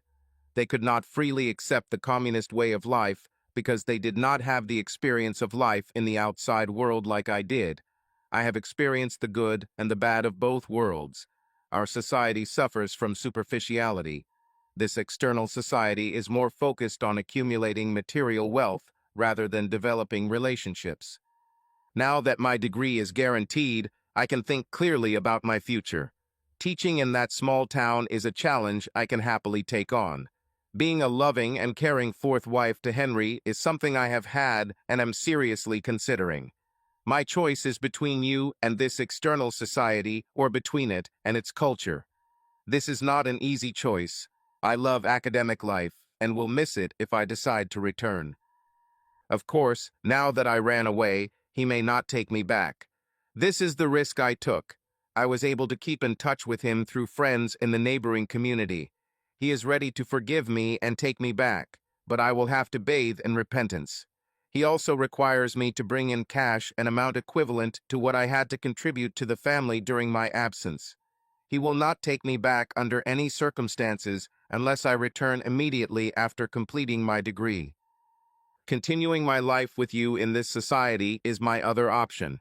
I need time to make a decision, but I must make it soon. Otherwise, I will lose the opportunity to return to Henry as his fourth wife. I ask you to give me this time. Narrowing her eyes, she said, I told my dissertation committee every detail. I didn't steal anything. I even told them how I learned to enjoy relationships. They know I'm pregnant. It means nothing to them in terms of their academic career, and their opinion of me personally is trivial. A PhD is important to me, and I'm going to get it. Now I am ready to answer any and all of your questions. I just hope that you will behave in a civilized manner, as I have behaved with you all day. I sat quietly for a moment in deep thought. My mind came to order pretty quickly. I realized that I didn't need information from her computer or from the grants accounting department. The tape from the recorder had to be hung up, so I did that. These recordings will be better than anything I could get anywhere else. It was unclear to me whether I was experiencing more resilience or anger. What I felt was deep anger and a need to break away from this situation. I took a deep breath, looked straight into her eyes, full of reproaches, and spoke, holding back my anger with all my might. You forgot a few things when deciding about your future. You know about the statistical decision tree. You've used it before, just like we used it together. Opportunities require decisions. Decisions have consequences, both positive and negative. These consequences are not equally likely. You know all this. Why didn't you use this statistical tool when making your decision? You were being stupid. Your mind is confused by emotions, and you don't even realize it. You missed the most important consequence. You didn't take me into account. You have excluded me from your life for so long that I and my feelings and emotions are no longer a factor in your decision-making. You both forgot and deliberately destroyed your wedding vows to me, to your family, and to God. Don't I remember how you promised to love and keep me only for yourself, through thick and thin, until death do us part? But you took another lover, a husband, and became pregnant with his child. What else could so clearly destroy me and our once beautiful marriage? You kicked me out of your life. Your choice to remain my wife is no longer an option for you. I decided that our marriage no longer existed. It's up to me to decide, and I won't wait for you to decide to destroy me. These months of isolation, secrecy, and now the full revelation of your betrayal have destroyed us. No, my dear wife, your opportunity to continue to be married to me is as much mine as it is yours. I choose no. Our marriage is now an option for you that no longer exists. You destroyed your own choice. You have no future with me. I'm meeting with a divorce lawyer tomorrow. Your options are limited to bad or worse. The first is if you try to return to Henry, your real man. Second, your second husband from this damned evil city can take you back. Of course, the third option is still open. You can follow the path your mother took and raise a child without a father. Of course, there is a fourth and final option. You can die. This is a very bad option. Maybe someday, if you decide not to go back to your real man, you'll find another fool like me to become a parasite on you. Of course, there is a fifth option. You can change your orientation and give your illegitimate son two mothers and no father. Your child is not mine, and I will not support him.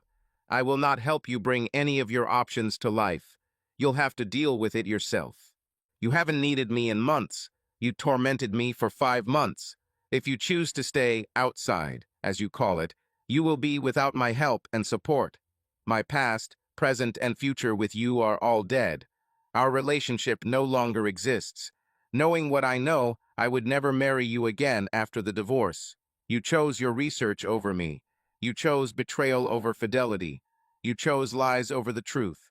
Apparently, you chose cheating with Henry over your wedding vows. You destroyed me, my manhood, our marriage, and even part of my pocket. You never gave me a chance to compete, and I wouldn't have if you had.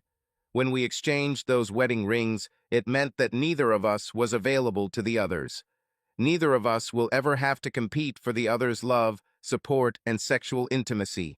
You used me and my income for support while you had hard sex, giving your heart to someone else, and ended up pregnant. So this man you choose expects me to pay him a dowry to get rid of you? I laughed a harsh, angry laugh. How the hell do you think I'll do this? I have my own grant money. I have enough funds to get back into business if I return by July. I can still claim the balance of my grant funds. I already have a deposit for my novel. That will certainly be enough, she replied furiously. You don't have to dip into your precious bank account to fund me. I'm quite capable of taking care of myself. Susan, you used me. You really used me, not loved me. My hard work financed your betrayal through your research. Your grant covered your tuition and academic fees.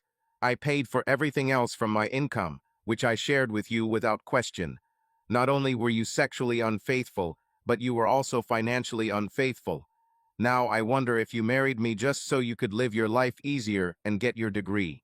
I turned out to be just a stepping stone for you on the path to your goals. I see clearly what you did. You broke my heart, and apparently you don't care how it makes me feel.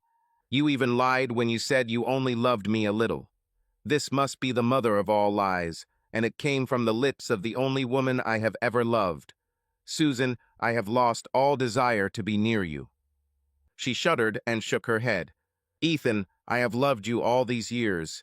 I was hoping that you would accept me. It was difficult for me too. My heart was breaking.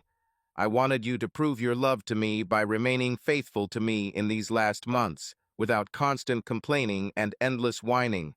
You lost by letting your emotions get out of control, destroying our marriage. I cried out to her, "Your heart is divided and mine is broken. You broke it and you can't mend it. You promised never to let another man in. I don't think you know what love or loyalty is." "So you wanted me to show you love by accepting your betrayal," I shouted. "You wanted me to love you so much that when you decide to leave it will be even more painful. What kind of monster have you become? He's a monster. You have become like him. You deserve each other. Are you sure you really love this tyrannical monster?" I was furious again. She told all this to a group of her academic colleagues, but she herself did not want to share it with me. Indeed, I knew that I was, and perhaps had always been, only in the background in her life. "Susan, my anger was undeniable, as was the pain. Are you going to go back to him? Do you know what your punishment will be?" "Of course not. He will give you no mercy to teach other wives his cruel methods. You ran away once. It won't happen again. If you return, you will be finished sooner or later, but most likely sooner.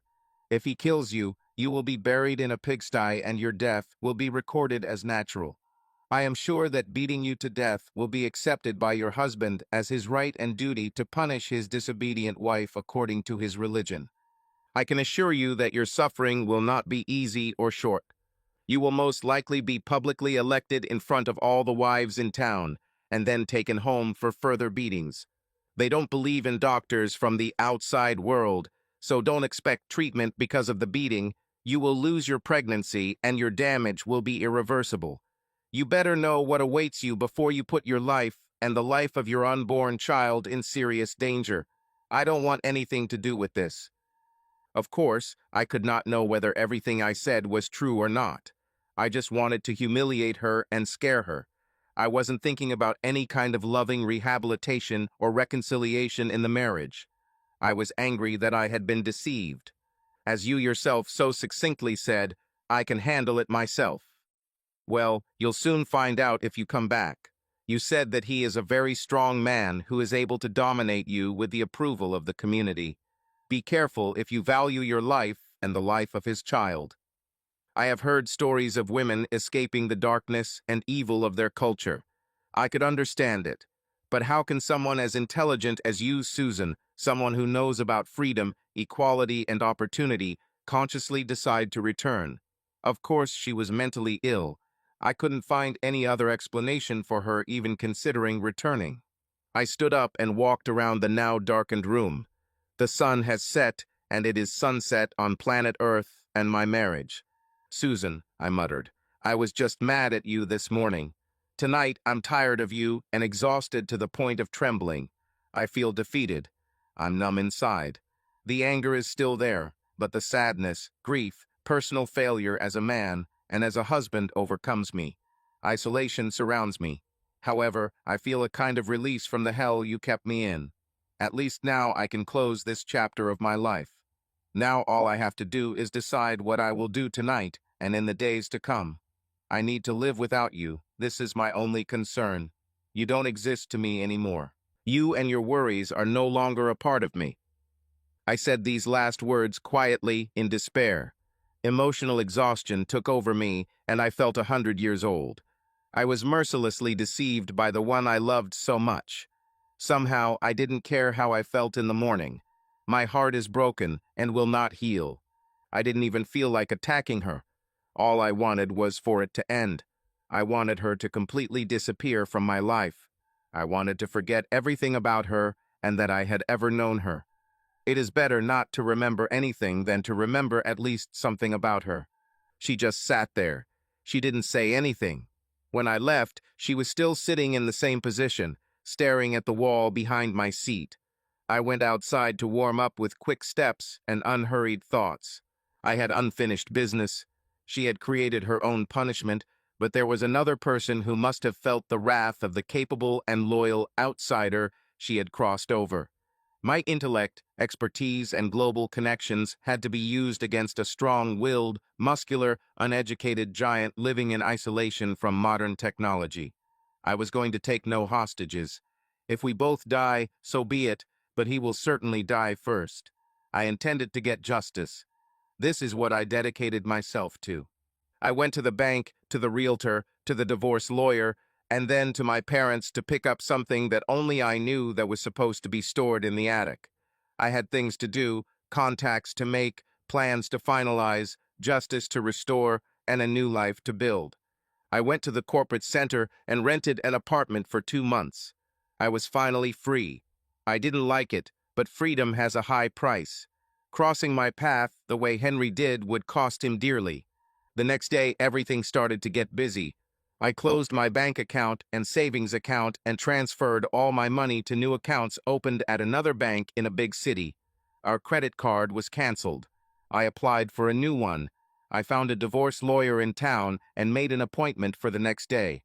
My boss knew about my family problems and offered any corporate help I might need. I told him that all I needed was for my salary to come into my new account and for me to be given a couple of weeks of vacation. If Susan calls the secretaries, they should give her my new phone number associated with the apartment, and I will take care of her calls myself. This took the whole day. The next day, I went to my former home. Susan was not at home. I took the tape recorder and the stack of cassettes that were still lying on the table. I collected the remaining books, documents, clothes, instruments, photographs, personal belongings, and my cello. I called the realtor to provide the new address and phone number. I was told that without Susan's signature, they could not put the house on the market. Well, she can live there, after all. Let her pay the mortgage, mow the lawn, and fix the bathroom toilet that always clogs and overflows at the most inopportune times. I left Susan a note telling her where I was and my temporary phone number. She had my mobile number if she wanted to contact me. I assumed she wouldn't want to talk to me, but I said that I wanted to talk to her. I had no interest in discussing our impending divorce. I wanted to talk about Henry and his daily routine. The more you know about the enemy, the more likely you are to develop a successful strategy. Now I was a man on a mission to make Henry pay for what he had done in destroying my marriage. My focus on delivering justice gave me the energy I needed. The note was a passionate plea for a meeting. I really needed her help to understand Henry, his thinking and daily activities down to the smallest detail. At the same time, I had to perceive her as part of the enemy camp. She was supposed to be an unwitting spy who would tell me everything I needed to know. The next stop was a city where I intended to meet with a divorce lawyer. Armed with the tapes and computer disks from her computer, I told the lawyer what happened. I said I was not going to participate in pre-divorce counseling. I'm willing to talk to her, but not to the consultant. I wanted to split the property equally 50-50, including the deposit money Susan had, plus half of the future earnings from publications she would make through her research in academia. I did not agree to alimony or child support. I demanded that she give up her married name Allen, and that the child be called neither Ethan nor Allen. She shouldn't have ruined my name. I wrote a huge check from my new bank account. It wasn't that important to me. I knew freedom would come at a cost, but freedom was what I wanted. Freedom from Susan, freedom from marriage, and freedom from hate. I needed a clear mind for all my efforts to bring justice to Henry to succeed. Time was not as important to me as success. That night, I received a call from Susan. She also wanted to talk. We agreed to meet for lunch at a diner in our former hometown the next day. That night, I slept well for the first time in months. I had focus, inner strength, determination, and a plan. Susan was already past. I packed for a few days because I was going to visit my parents, and then her mom after meeting Susan. We met the next day at a diner. She was wearing a modern maternity dress. Light makeup applied to her face emphasized her natural glow, as it happens to expectant mothers. She looked really good. I was sorry that everything turned out this way and the child did not turn out to be mine. She looked much better than she did 5 months ago. The waitress showed us to a table in the far corner. The cafe was nearly empty at lunchtime, so we had time before I was scheduled to go east to visit her mother and then my parents in Colorado. I was extremely careful in my conversation with Susan. I complimented her on coming back to the 21st century. The reasons for her such an act did not interest me. We were done as a couple. Ethan, She began as soon as we sat down and ordered, "I want to apologize for the way I said things last time." "Susan," I replied, "the way you said it was not the most gentle, to put it mildly. What you did, not how you said it, is the reason for our impending divorce. You must know that I can't live with what you did. In the next few days, you will receive a statement of claim for divorce. I think you will agree to his terms. Divorce will give you the legal freedom to return to Henry or live as a single mom. It will also release me from any legal obligations to you and the child Henry you are carrying. I will never be able to forgive or forget your betrayal. I want you to know that I'm trying not to hate you. There were mitigating circumstances. You were a prisoner, but you didn't try to escape or fight him physically.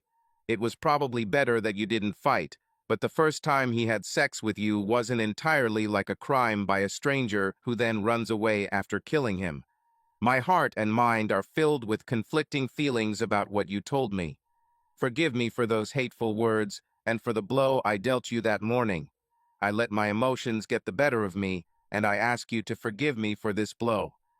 Without giving her a chance to speak, I continued, "The reason I came here was to find out what your life was like where you lived.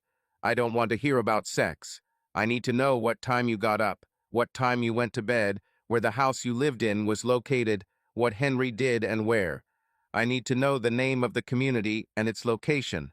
I am not interested in the details of your intimate relationships with Henry or his 3 other wives." The waitress served us our food, and we ate in silence while Susan explained everything. She told me everything I wanted to know. I don't seem to have raised any suspicions about my plans for Henry. I certainly didn't want Henry to become paranoid. It was, of course, ridiculous of me to even think about it. He was too selfish, arrogant, and despotic to fear any weak external force. My task at this stage was precisely this. I learned that Henry was very religious. He read his scriptures daily, but was also superstitious. He believed in angels, visions, and visitations from celestial beings. He was a proud man. He had frequent sex, usually more than once a day. Sometimes he spent evenings with 2 or 3 wives at the same time. Susan said she liked trying to keep up with him. I think she only said that to hurt me and humiliate me. She succeeded, but I didn't comment. I thought to myself that arrogant Henry was going to fail precipitously. A childhood proverb came to mind: pride comes before a fall. No doubt Henry was full of pride, and I was going to have the pleasure of watching his balloon deflate. I said goodbye to Susan and wished her luck in her conversation with Henry. I didn't extend my hand to her goodbye. I had a 6-hour car journey ahead of me, and I had to spend the night somewhere. The first stop was Susan's mother's house, about an hour away. She was at home, having returned from her job as a teacher. She and I were on good terms, although not too close. She was surprised to see me, but at the same time she was happy. I sat her down at the kitchen table where she could snack on fruit and water. I told her that Susan was pregnant. She smiled and congratulated me on starting a new family. I then told her in detail the entire history of the events of the last 6 months concerning Susan's activities. Susan's mother knew nothing about this. She only knew that Susan was away on a research project, but there was no information about where or what she was doing. She was horrified and cried when she heard about her daughter's decisions.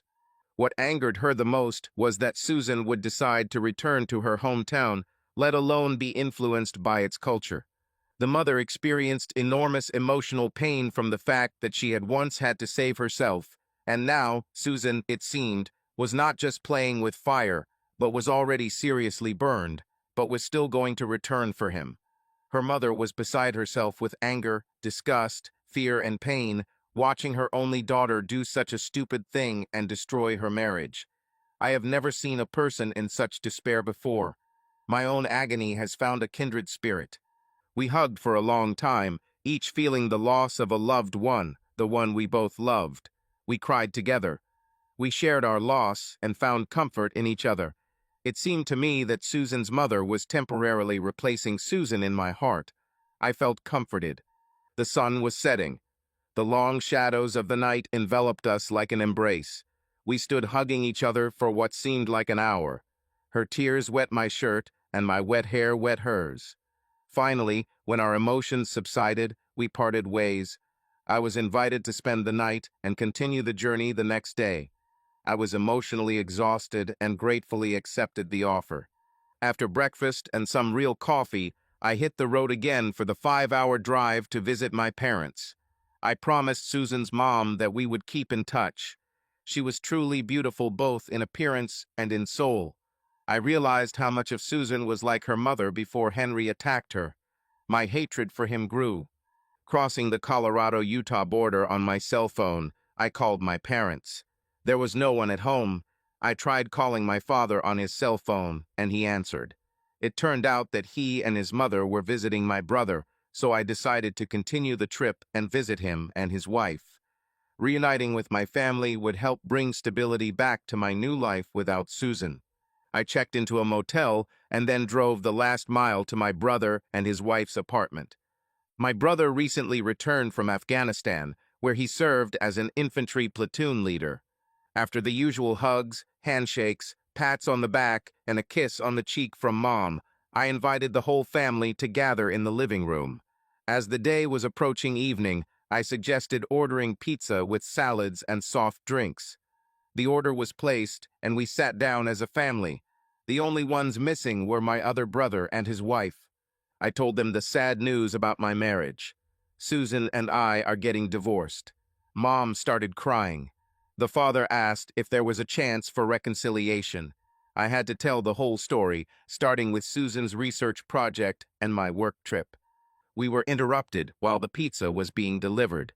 Over dinner, I continued with details about the changes in Susan's life, how she worked on her dissertation, and what the future expected for her. Then I talked about her pregnancy, how it happened, and how she wavered between our relationship and her relationship with Henry. The pain welled up inside me again as anger and sadness mingled. Mom cried even harder and clung to her father. The father was also touched, although he showed it less, but his hands trembled and his eyes filled with tears. My brother became silent. He sat as if frozen, barely moving, like an experienced military man accustomed to combat. Finally, I told everything. I left nothing unclear. The only remark came from the brother in the form of a statement. "Ethan," he said quietly, but with firm confidence, "we need some time alone. Let's just take you and I for a walk." He took my hand, pushed me off the couch, and we apologized to the family. It was early evening, and we drove to my motel. There we called our parents to let them know where we were and that we would be back in an hour or so. "Ethan, you are at war now and may not be ready. I want to tell you how to behave in this battle," the brother began, taking charge of the conversation. "There are rules of war if you want to win. I know you'll lose Susan, but you don't have to lose the whole war. Henry is your enemy, and he must be destroyed without suffering heavy losses. I don't know what you're up to, and frankly, I don't want to get into the details right now. After you win, you can tell me everything." Continuing his lecture on warfare, he said, "The first thing is to know your enemy. Find out his strengths and weaknesses. Carefully evaluate your own strengths and weaknesses. It is important that you know how to use your strengths against his weaknesses. Don't let him use your strengths or exploit your weaknesses. Then you choose a time and place for the fight. Remember that the element of surprise is very important. If possible, act as a surgical strike. Minimize collateral damage. You don't want innocent people to get hurt. Plan carefully. Keep your plans secret. Cover your tracks in preparation. Don't let your emotions dictate your actions. Everything you do and how you do it must be completed in the shortest possible time. Don't get involved in a protracted fight. Think carefully, plan carefully, and have sufficient resources to succeed." He smiled. "I know you already have your own ideas.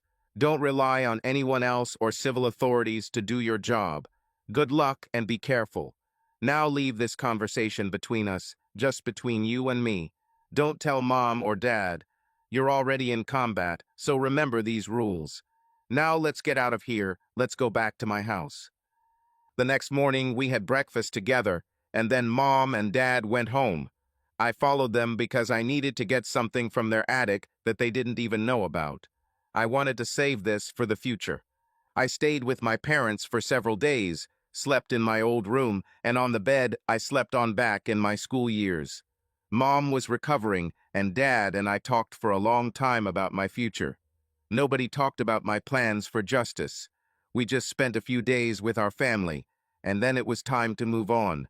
Mom and Dad went to Walmart to do some shopping, and I went into the attic, found what I wanted, and loaded it into my big SUV. The next day I was on the road again, heading home, well, not really home, but back to my apartment. My boss constantly demanded that I take part in the next expedition, and I promised that I would go. Getting rid of Susan made the trip easier to accept and plan. I informed my parents about my upcoming 2-month journey back to the equatorial Atlantic off the coast of Africa. My trip was not planned until I had used up all of my accumulated unused vacation days. I had up to 3 months before leaving. Back in Utah, I put the gun, still in its boxes, into short-term storage. I knew we were being watched by satellites, so I took the furniture from my previous home and put it in storage along with the boxes containing the gun. I had access to satellite topographic maps of the area and surrounding town where Henry lived and studied them with great care. I wanted him. I wanted to kill him, but first he had to learn a lesson in humility. I also didn't want to go to jail. The more I thought about it, the more it seemed to me that killing him was too good. He will suddenly disappear, his light will go out, and he will not suffer. Justice had to be served so that his family and friends knew that he was humiliated and insulted. I wanted him to know that Susan's husband killed him. At the same time, there was no way to prove this. I smiled. Henry was already in my head, and he would soon be in my sights. I wasn't going to let Susan go without retribution. To do this, you need to contact a lawyer who specializes in claims. I wanted him to be the cruelest bastard you could find. There are plenty of them. My boss recommended one. I told him I wanted him to threaten the university with a huge lawsuit for accepting Susan's research and methods. I was angry that they condoned her immoral behavior. I didn't know the law and I didn't care. I wanted to get the attention of the board of trustees and the president. I figured bad publicity, and a lot of it would be something they wanted to avoid. He was a typical lawyer. For a fee, he could do almost anything. In our free country, anyone can sue anyone for any reason. I had enough money to buy his attention. The first letter from the lawyer to the president of the university, with copies for each member of the board of trustees, immediately attracted attention. A $20 million lawsuit is something to avoid. A response letter from the president indicated that Susan's degree had not yet been awarded. The board of trustees and he himself did not give final approval. I have directed my lawyer to notify the president that the only way to avoid the lawsuit and the resulting publicity is to reject Susan's research in its entirety. The decision to withdraw her thesis and its research base was to be final. No revisions. I had to be completely satisfied. No compromises on my part. Less than 2 weeks later, my lawyer received a copy of the Board of Trustees' resolution, which was passed unanimously. The resolution ordered the president to correct the findings of the Department of Social Sciences, reprimand those involved in approving her research, and refuse to award her a degree. Additionally, there was a clause legally designated as "with prejudice." My lawyer said that this term is not mandatory, but it means that she will not be able to use her research again for academic purposes. The council went beyond our demands. They wrote to the publisher, who had already paid her in advance, that the university's name could not be associated or used in any way connected with the book. They went even further by freezing Susan's research grant account so that no further withdrawals could be made. I was satisfied. A few weeks later, I learned that they had been unable to contact her to inform her of their decision. They contacted my lawyer, asking for contact information for the president. He called me. I gave him the name and address of Susan's divorce lawyer, her mother's address, and Henry's address. Susan was not in our previous home. I wondered where she might be, not because I cared, but because I was trying to figure out if she was safe. I hated what she did, but I was still concerned about her physical safety and the safety of her unborn child, even if it was not my child. It wasn't the child's fault. There was one more aspect of my plan that I thought about for a long time before committing to execution. I was going to leave Henry a message from God. It had to be in the form of an official document. I used the Declaration of Independence format with lots of introductory whiles. I planned to quote scriptures to intimidate him. This part of my project required careful organization. I compiled it piece by piece, reread it, and edited it several times. When the work was finished, I bought very expensive linen paper and printed the document on my computer using an inkjet printer. The final document looked very official. I placed the pages in a beautiful and expensive case, carefully inserted each page into plastic sleeves, and then respun them into a repurposed wedding photo album. I carefully removed all fingerprints. I was sure that, given Henry's superstitious nature and his belief in new revelations and visitations from celestial beings, this document would so frighten him that he would accept his punishment as the will of God. I grinned and felt satisfied with my cunning plan. I matched my strengths against his weaknesses. I followed my brother's good advice. I then shifted my energy to plan trips. One of them is a visit to Henry. This trip was to continue with a trip to Africa, without returning to the city after Henry's meeting with his wounded enemy. I have the honor of being this avenging angel. I will appear out of nowhere and disappear without leaving a trace. I liked my plan, but I knew that any mistake could lead to disaster for me. To be successful, I had to study and rehearse everything thoroughly. Everything had to be done in complete secrecy. Access to the internet made obtaining information privately much easier than going to the library, where my activities could eventually be tracked. I studied maps and pinpointed where Henry's farmland was located. I knew what crops he grew when he plowed the land, planted, visited the fields, and harvested. The satellite imagery available to oil companies for exploration was hundreds of times better than that available to the general public. As a geologist, I knew topography and could accurately interpret satellite information. The visible spectrum was complemented by infrared images and precise terrain measurements down to inches. I could even measure the depth of tractor tire tracks in fields.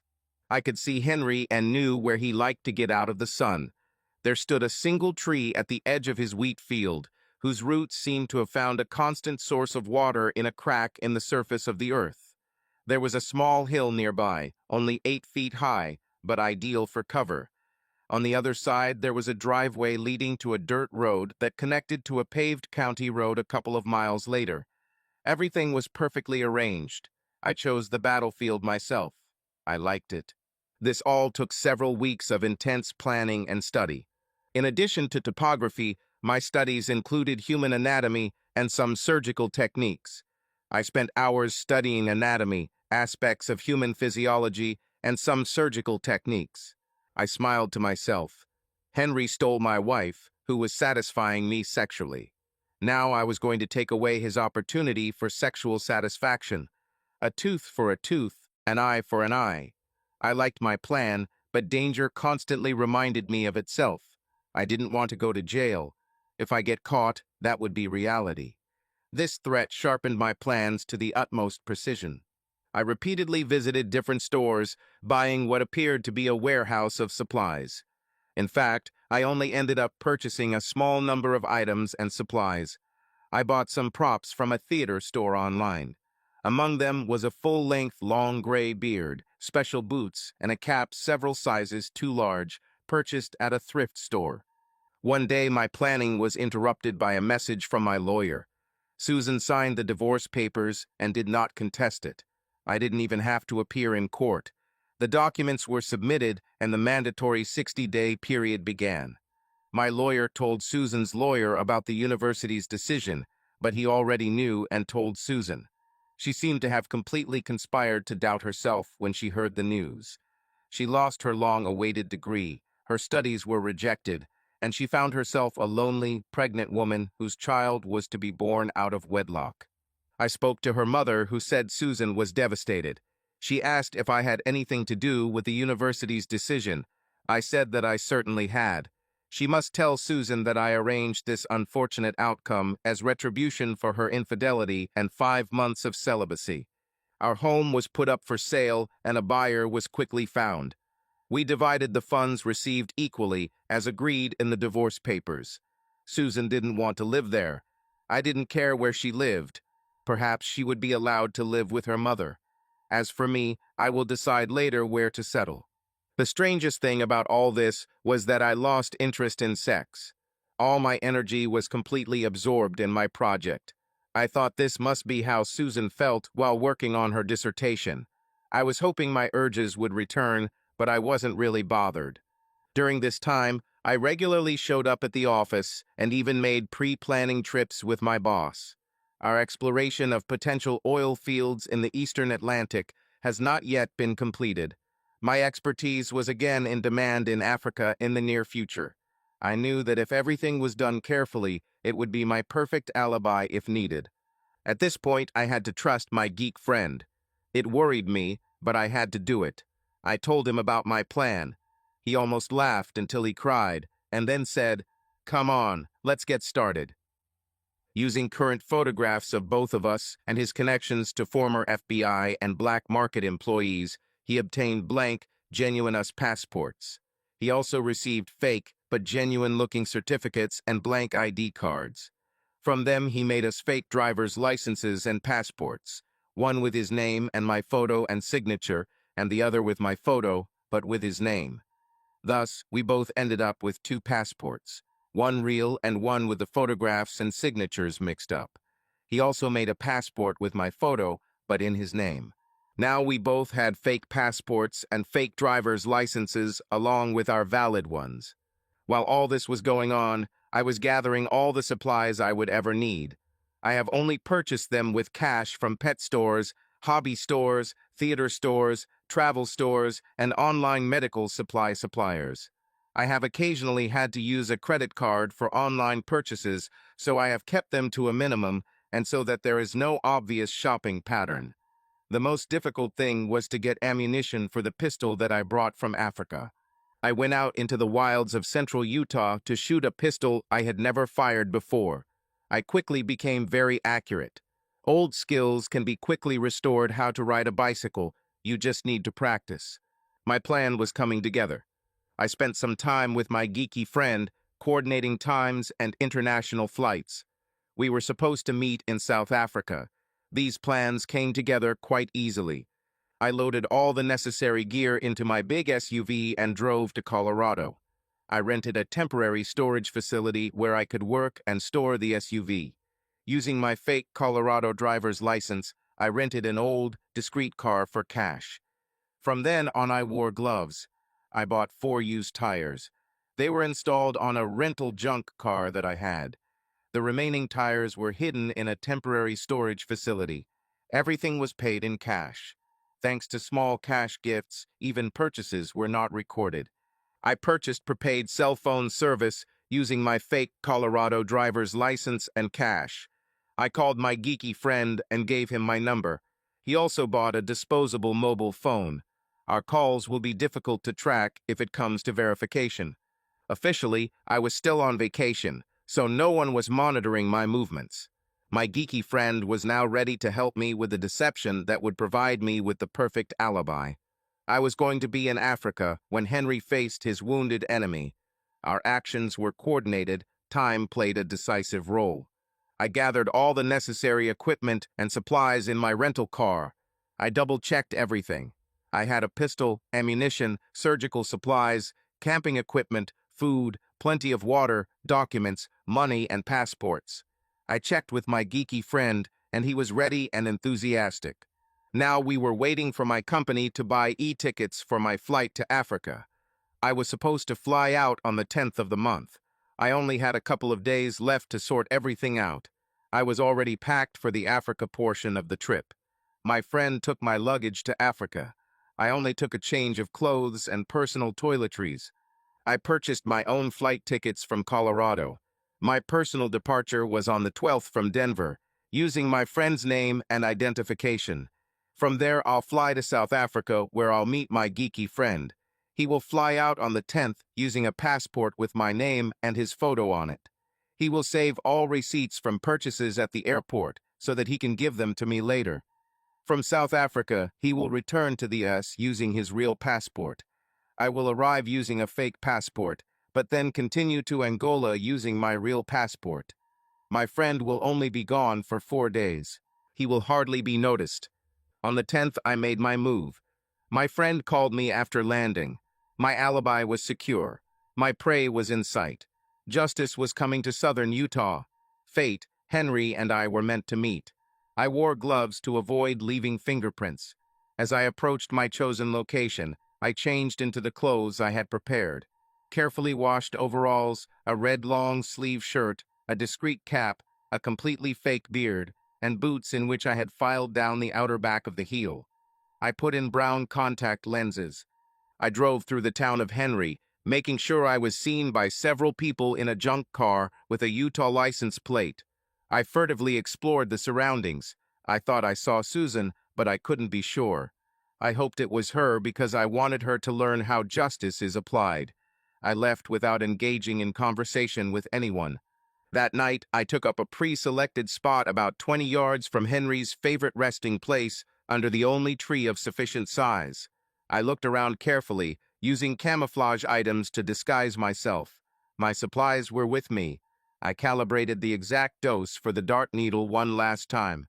I think I forgot to say that the gun was not a regular firearm, but a dart gun used to bring down a wild African animal for transport to a new habitat. I assumed Henry weighed about 280 pounds, so I loaded the syringe dart for a 300-pound animal. I waited. I was wearing a white robe and was perfectly camouflaged under the tent. I was studying a document addressed to Henry from God. I knew I had hit one of his weak points. The sun was beating down mercilessly. I drank a lot of water, as it was stuffy under the camouflage tent. As he predicted, Henry went out to work in the wheat field. As predicted, around noon, he rested under a tree about 20 yards from my hiding spot. I aimed for his gluteus maximus muscle. I quickly ran out of the tent.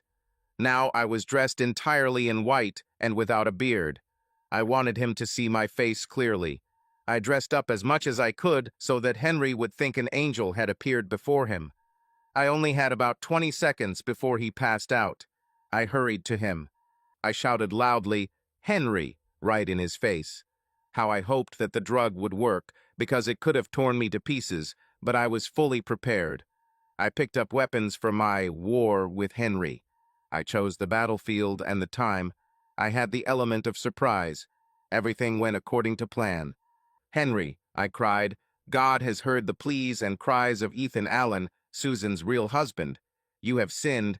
I am a vengeful angel who came to carry out God's punishment." Henry tried to get up but fell to his knees. His eyes opened wide in fear. He tried to say something, but couldn't.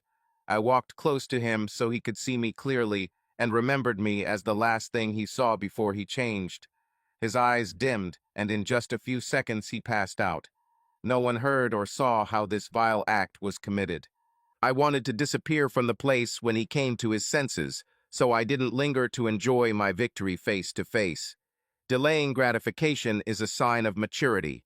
I was mature. I collected everything from my hiding place, then carefully smoothed out the soil. The last step was to leave a written will about the visit of the vengeful angel. It lay between his legs. I was sure that news of this would quickly spread throughout the city. I had to find out about what happened through some channels, because I knew for sure that no one saw or heard how this disastrous action unfolded in the Utah desert. I carefully collected all my belongings into 2 large black trash bags. I put the overalls back on and also the beard. I made sure my size 13 marks were clearly visible. I checked to make sure there was nothing left. The crime scene has been cleared. If there was an investigation, I wanted the physical evidence to point to a large, slightly crippled man. I wanted the vengeful angel to have Ethan Allen's face. I walked with a distinct limp back to the old rusty iron rental that sat about a quarter of a mile across the field from the back road. Everything was loaded into the trunk. I checked again that everything was in place. There was no one in sight. I left.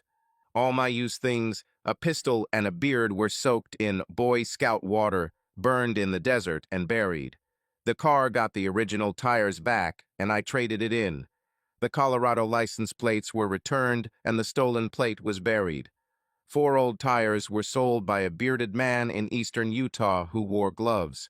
I took a taxi to the airport and flew to South Africa using a fake passport and ID. My SUV was left in storage. On board the plane to South Africa, I reread the message from the vengeful angel Henry. Of course, I used 17th century English style to make it look authentic since its sacred texts were in the style of the King James Version. It sounded something like this. Page 1. Thou shalt not covet thy neighbor's wife. Page 2. You have sinned. The devil sent his messenger to you, and you listened to him, and not to me. Page 3. Test the spirits to see if they are true. You haven't experienced that spirit.